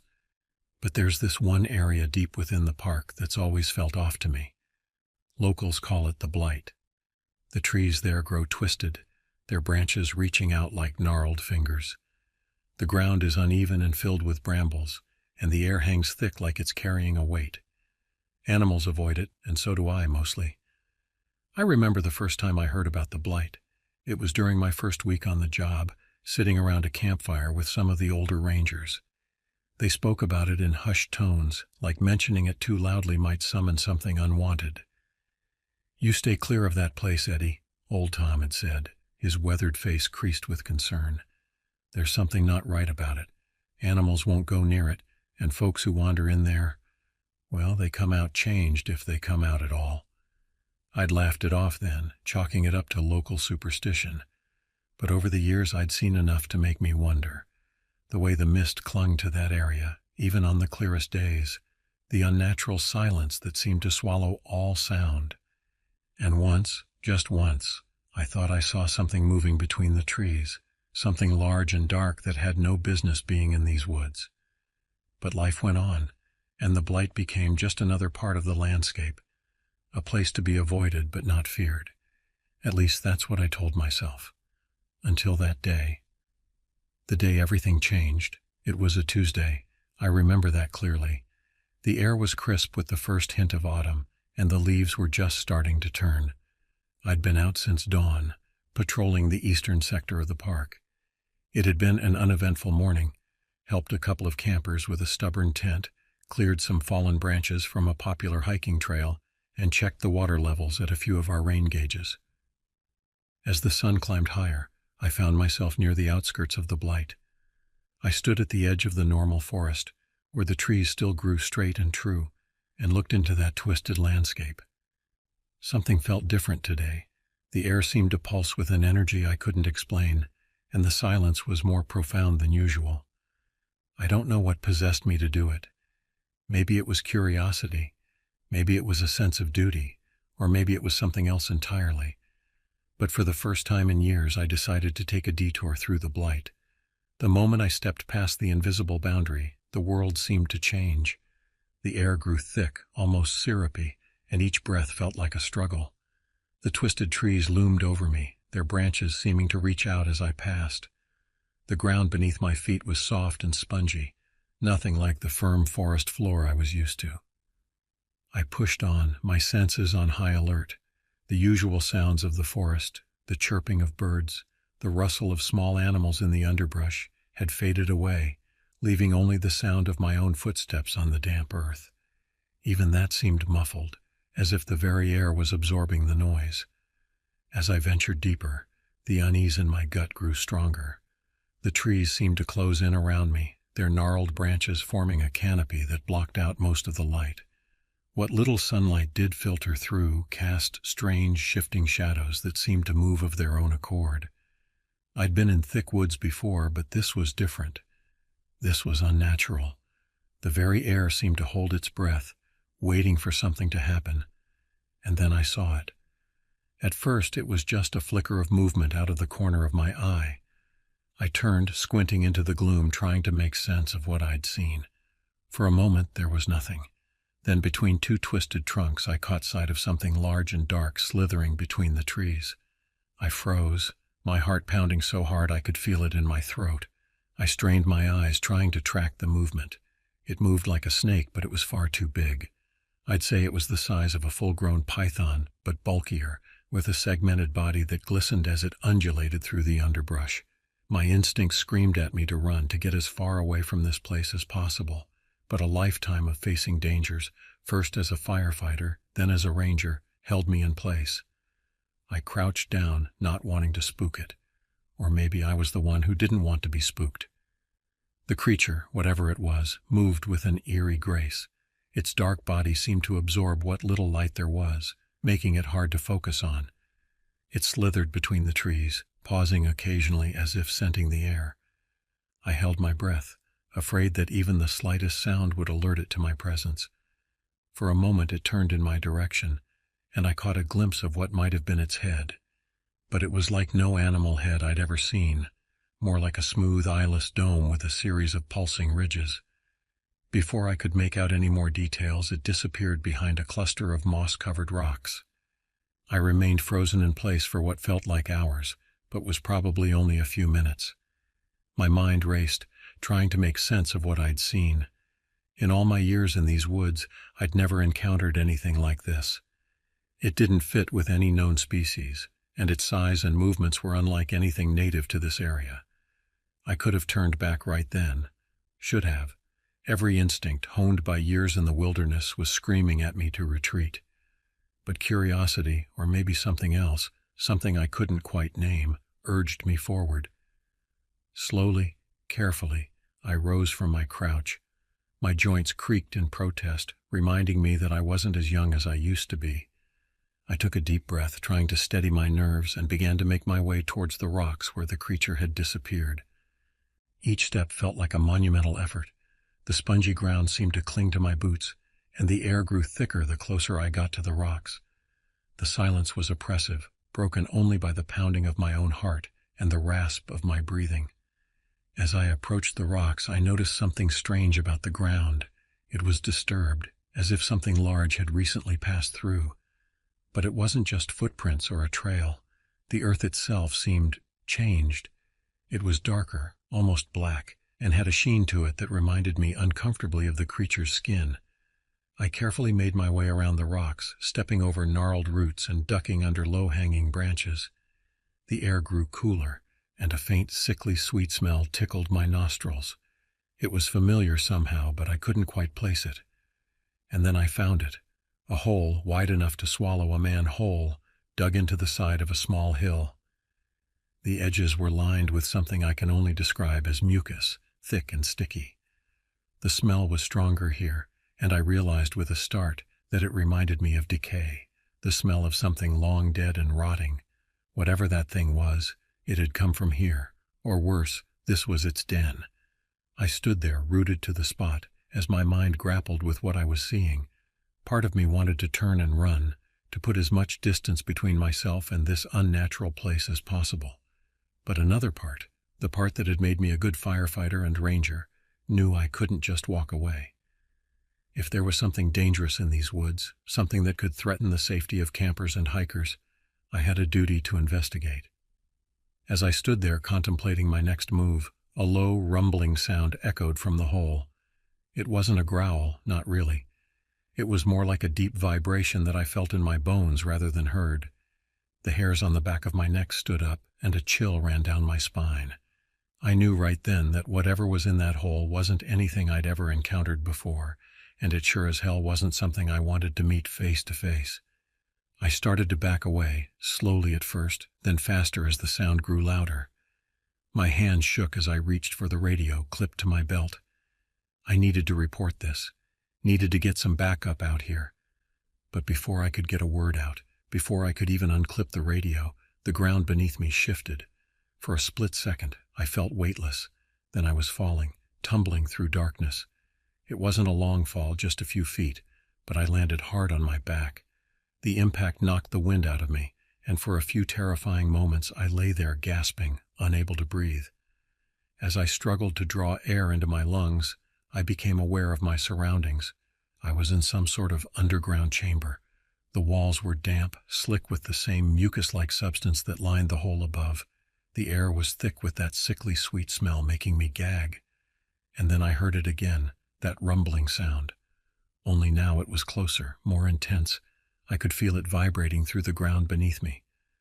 Panic gave me strength. I scrambled to my feet, ignoring the pain in my ankle and the protests of my aging body. My eyes, adjusting to the gloom, darted around, looking for a way out. But the only exit I could see was the hole I'd fallen through, and it was too high to reach. That's when I saw it. Emerging from the shadows at the far end of the chamber was the creature I'd glimpsed earlier. But seeing it in full, I realized my earlier assessment had been woefully inadequate. It was massive, easily the size of a large bear, but with a body that was all wrong. Its skin was pale, almost translucent, and it was covered in ridges that pulsed with each movement. It had no visible eyes, just a gaping maw lined with rows of jagged teeth that seemed to go on forever. As it moved towards me, its body undulated in a way that defied natural movement. It was like watching a nightmare come to life. I did the only thing I could think of. I raised my rifle and fired. The sound was deafening in the enclosed space, the muzzle flash momentarily lighting up the chamber. But the creature barely flinched. The bullet lodged into its ridged hide, but it didn't slow down. It kept coming, its movement slow but deliberate, as if it knew there was no rush, as if it knew I had nowhere to go. Panic set in. I fumbled for my knife, realizing too late how useless it would be against something like this. The creature lunged at me, and I managed to dive out of the way, landing hard on the damp ground. I could feel the vibrations from its movements through the earth, each step bringing it closer. Desperation took over. I grabbed a large rock from the ground and hurled it at the creature's head with all my might. It struck with a dull thud, and to my surprise the thing reeled back, letting out a sound that was a mix between a hiss and a roar. It was enough to give me a moment to act. I scrambled to my feet and made a mad dash for the chamber's far end, where a small crevice in the wall caught my eye. It was narrow, barely wide enough for a person, but it was my only chance. I squeezed through the opening, feeling the rough edges scrape against my skin, tearing my uniform. I emerged on the other side in a tight tunnel. Behind me I could hear the creature, its massive body trying to force its way through the same gap. I didn't stick around to see if it would succeed. I crawled through the tunnel, my hands and knees scraping against the stone, driven by nothing but pure survival instinct. The tunnel seemed to go on forever, winding and twisting in ways that made no sense. But I kept going, not daring to stop, the sound of the creature's pursuit spurring me on. Just when I thought I couldn't go any further, when my lungs were burning and my muscles screaming for rest, I saw a faint light ahead. Hope gave me a final burst of energy. I crawled faster, the light growing brighter until finally I emerged into the open air. I found myself back in the forest, several hundred yards from where I'd fallen in. The normal sounds of the woods, birds chirping, leaves rustling, seemed almost deafening after the unnatural silence of the underground chamber. I could still hear the creature's distant rumbling, but it wasn't following me, at least not for now. I staggered to my feet, my entire body trembling, and headed back to the ranger station as fast as my injured ankle would allow. When I finally reached the station, I collapsed in a heap on the floor. My colleagues found me there, babbling about monsters and underground chambers. They thought I'd lost my mind, but they called for help anyway. The authorities showed up a couple of hours later. They combed the area, but when they found the hole, it had caved in. The underground chamber was inaccessible, and the creature, whatever it was gone. They didn't call me crazy, though. The Park Service found the bullet I fired, lodged in something's thick hide, buried deep in the rubble. They found the tracks, too, deep and winding, leading away from the area. Whatever it was real, and it was out there. In the days and weeks that followed, my encounter in the Blight became the subject of intense scrutiny. Scientists and researchers descended on Sabine National Forest, armed with sophisticated equipment and a burning curiosity. They took samples of the strange mucus-like substance, analyzed the tracks, and pored over every inch of the collapsed entrance to the underground chamber. Their findings were inconclusive but disturbing. The mucus contained DNA that didn't match any known species. The tracks suggested a creature of impossible size and weight. And seismic readings from the day of my encounter showed unusual activity deep beneath the forest floor. As for me, I was transferred to a desk job far away from Sabine National Forest. They said it was for my own good, that I'd been through enough. And maybe they're right. But I can't help but wonder, every time I close my eyes, if that thing is still out there, in the woods, waiting for the next unlucky soul to stumble upon it. The Blight has been cordoned off now, declared off-limits to the public. But I hear rumors, whispers of strange sightings, of campers gone missing, of sounds in the night that chill the blood. Months passed, and the events in the Blight faded from public attention. The scientific teams packed up their equipment, the news vans stopped coming, and Sabine National Forest slowly returned to its quiet routine. But for me, Edward Johnson, the memory of that day remained as vivid as ever. My new desk job was in a small office in Austin, far from the forest I'd called home for so long. I spent my days shuffling papers, filing reports, and trying not to jump at every shadow. My colleagues were kind, if a bit wary. I caught them whispering sometimes, their eyes darting away when I looked up. I was that ranger, the one who'd seen something impossible, who'd come back changed. At night, sleep eluded me. When I did manage to drift off, my dreams were filled with dark, twisting tunnels and the echoing rumble of something massive moving in the shadows. I'd wake up in a cold sweat, my heart racing, the phantom smell of decay lingering in my nostrils. I tried to move on, to forget. But how do you forget something that defies everything you thought you knew about the world? How do you go back to a normal life when you've seen the impossible? It was almost a year after my encounter when I received the call. It was late, well past midnight, and the shrill ring of my phone cut through the silence of my small apartment. The voice on the other end was familiar. Jake, one of the younger rangers I'd worked with back at Sabine. "Eddie," he said, his voice tight with tension. "Something's happened. You need to come back." My heart raced as Jake filled me in. There had been more sightings, he said. Hikers reporting strange noises, park cameras catching glimpses of something large moving through the trees at night. And then just yesterday, a family of campers had gone missing. Their campsite was found torn apart, with the same mucus-like substance I'd described coating the shredded tents. I listened in growing horror as Jake continued. The Park Service was putting together a team to investigate, he said, to go into the blight and find out once and for all what was going on. And they wanted me to lead it. Part of me wanted to refuse, to hang up the phone and pretend I'd never answered. But a larger part, the part that had made me a ranger in the first place, knew I couldn't turn my back on this. I owed it to those missing campers, to the forest I'd sworn to protect, and to myself. "I'll be there," I said, my voice steadier than I felt. The next few days were a blur of preparation. I was flown back to Texas, briefed on the latest findings, and introduced to my team. There were 5 of us in total: myself, Jake, 2 experienced trackers named Maria and Tom, and a wildlife biologist named Dr. Sarah Chen. As we geared up for our expedition into the blight, I couldn't shake the feeling that we were woefully unprepared for what we might find. But it was too late for doubts now. We had a job to do. The morning of our expedition dawned gray and misty.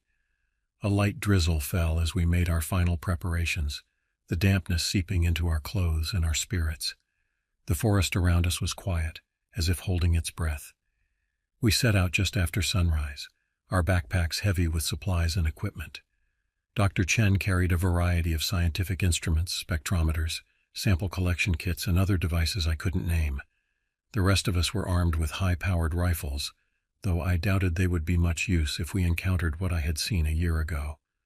As we approached the boundary of the blight, I felt a familiar sense of unease settle over me. The twisted trees loomed ahead, their branches reaching out like gnarled fingers. The air grew thick, that same syrupy quality I remembered from before. "Stay close," I warned the others, "and stay alert. Anything could happen in here." We pushed on into the blight, the unnatural silence closing in around us. Dr. Chen's instruments beeped and whirred, the only sound apart from our muffled footsteps on the spongy ground. Every so often she would stop to take a sample or a reading, her face growing more puzzled with each result. "These readings don't make any sense," she muttered after a particularly long stop. "It's like the laws of physics don't quite apply here." We pressed on, deeper into the heart of the blight. The canopy above grew thicker, blocking out more and more light until we were forced to use our flashlights. The beams cut through the gloom, casting eerie shadows that seemed to move of their own accord. It was Jake who spotted it first, a flash of something pale in the underbrush.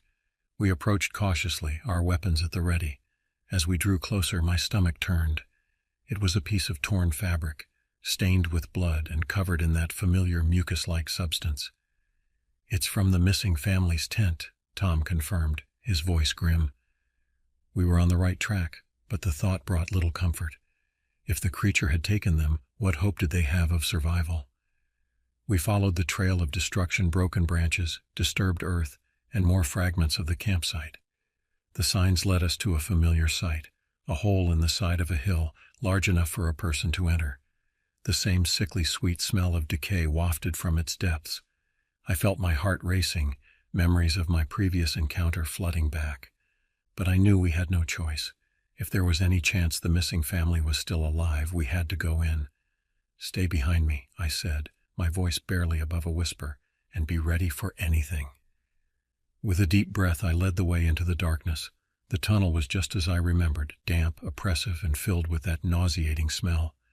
Our flashlights cut through the gloom, revealing walls coated with the mucus-like substance. Dr. Chen took samples as we moved, her face a mask of fascination and revulsion.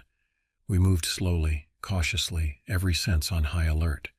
The tunnel twisted and turned, leading us deeper underground. I tried to keep track of our path, but it soon became impossible. It was as if the very geometry of the place was wrong, defying normal logic. After what felt like hours, the tunnel opened up into a vast chamber. Our flashlights couldn't penetrate the darkness fully, but what they revealed was enough to stop us in our tracks. The chamber was enormous, its ceiling lost in the darkness above. Strange, organic structures covered the walls and floor, pulsing with an inner light, and scattered throughout were cocoon-like structures, each large enough to hold a person. "My God," Maria whispered, "what is this place?" Before anyone could answer, a low rumble filled the air. It was a sound I recognized all too well, the same sound I'd heard a year ago, just before my encounter with the creature. "We need to move," I hissed. "Now." But it was too late. From the shadows emerged not one, but several of the creatures I'd seen before. They were just as I remembered, massive, pale, eyeless things with gaping maws full of teeth. But now I could see more details. Their bodies were segmented, almost insectoid, with multiple limbs ending in vicious claws. They moved with frightening speed, surrounding us before we could react. I raised my rifle, but deep down I knew it would be useless against these monsters. Just as I was about to pull the trigger, a strange thing happened. One of the creatures made a series of clicking sounds, almost like speech, and to my utter shock, Dr. Chen responded with similar clicks. "What the hell?" Jake exclaimed, voicing all our thoughts. Dr. Chen turned to us, her eyes wide. "They're trying to communicate," she said. "I've been studying the audio recordings from the forest. I think I can understand them." What followed was the most surreal experience of my life. Through Dr. Chen's translations, we learned the truth about the Blight and its inhabitants. They were not native to Earth, these creatures. They had arrived centuries ago, their ship crash-landing in what would become Sabine National Forest. Unable to repair their vessel or contact their home, they had gone into hibernation, waiting for the day their distress signal might be answered. The Blight, it turned out, was a result of their presence, an area where the fabric of our reality was thin, allowing glimpses of their homeworld to bleed through. The missing campers, we learned, had not been attacked, but taken into protective stasis when they stumbled too close to the truth. As Dr. Chen relayed this information, the creatures led us to the cocoons. With a series of gentle manipulations, they opened them, revealing the missing family. Unconscious, but unharmed. The next few hours were a blur of activity. We contacted the authorities, arranged for the safe extraction of the family, and began the delicate process of explaining what we'd discovered. It wasn't easy. The idea of ancient alien visitors hidden in a Texas forest sounded like something out of a science fiction novel, but the evidence was undeniable. Dr. Chen's recordings and translations, the advanced technology we'd seen in the underground chamber, and the creatures themselves, it all pointed to a truth far stranger than anyone could have imagined. In the days and weeks that followed, Sabine National Forest became the center of a global sensation. Scientists, government officials, and curious onlookers flocked to the area, all eager for a glimpse of our new alien neighbors. For my part, I found myself in an unexpected role, a bridge between two worlds. My experience, both terrifying and wondrous, had uniquely prepared me to help facilitate communication and understanding between humans and these ancient visitors. The Blight, once a place of fear and mystery, was transformed. Under the guidance of the aliens, it became a thriving ecosystem, a blend of Earth and their homeworld. The twisted trees and strange flora were revealed to be not a corruption, but a beautiful adaptation, a glimpse of alien botany. As for the creatures themselves, we learned to see them not as monsters, but as fellow beings, lost, alone, and far from home. Their fearsome appearance belied a complex and ancient culture, one that valued knowledge and peaceful coexistence above all else. Years have passed since that fateful day when I first encountered something impossible in the woods. I'm older now, my hair more gray than brown, my steps a little slower. But my sense of wonder has only grown. I still work as a ranger, though my duties have changed somewhat. Now I lead tours through carefully managed parts of the Blight, explaining to wide-eyed visitors the marvels that hide in the heart of the forest. I watch as children and adults alike stare in awe at glimpses of our alien friends, their fear replaced by curiosity and respect. Sometimes, in the quiet evenings, I sit on the porch of my cabin and look out at the forest. The twisted trees of the Blight are visible in the distance, no longer a source of unease, but a reminder of how much we still have to learn about the universe. And if, sometimes, I hear a low rumble in the distance, I smile, for I know now that it's not a sound of threat or danger, but a greeting, a hello from neighbors who have become friends, a reminder that the greatest adventures often begin with a single, unexpected step into the unknown. As I reflect on my journey from terror to understanding, I can't help but feel grateful. Grateful for the mystery that drew me in, for the courage that saw me through, and for the revelation that changed not just my life, but our understanding of our place in the cosmos. The Blight, once a source of fear, has become a symbol of hope, a place where the impossible became possible, where the unknown became known, and where two vastly different species learned to coexist in harmony. And as for me, Edward Johnson, once a simple park ranger, I've found my true calling, not just as a protector of the forest, but as a guardian of a secret, a bridge between worlds, and a witness to the greatest discovery in human history. Every day brings new wonders, new questions, and new opportunities for understanding. And every night, as I look up at the stars, I wonder what other secrets the universe might be hiding, waiting for someone brave or foolish enough to stumble upon them.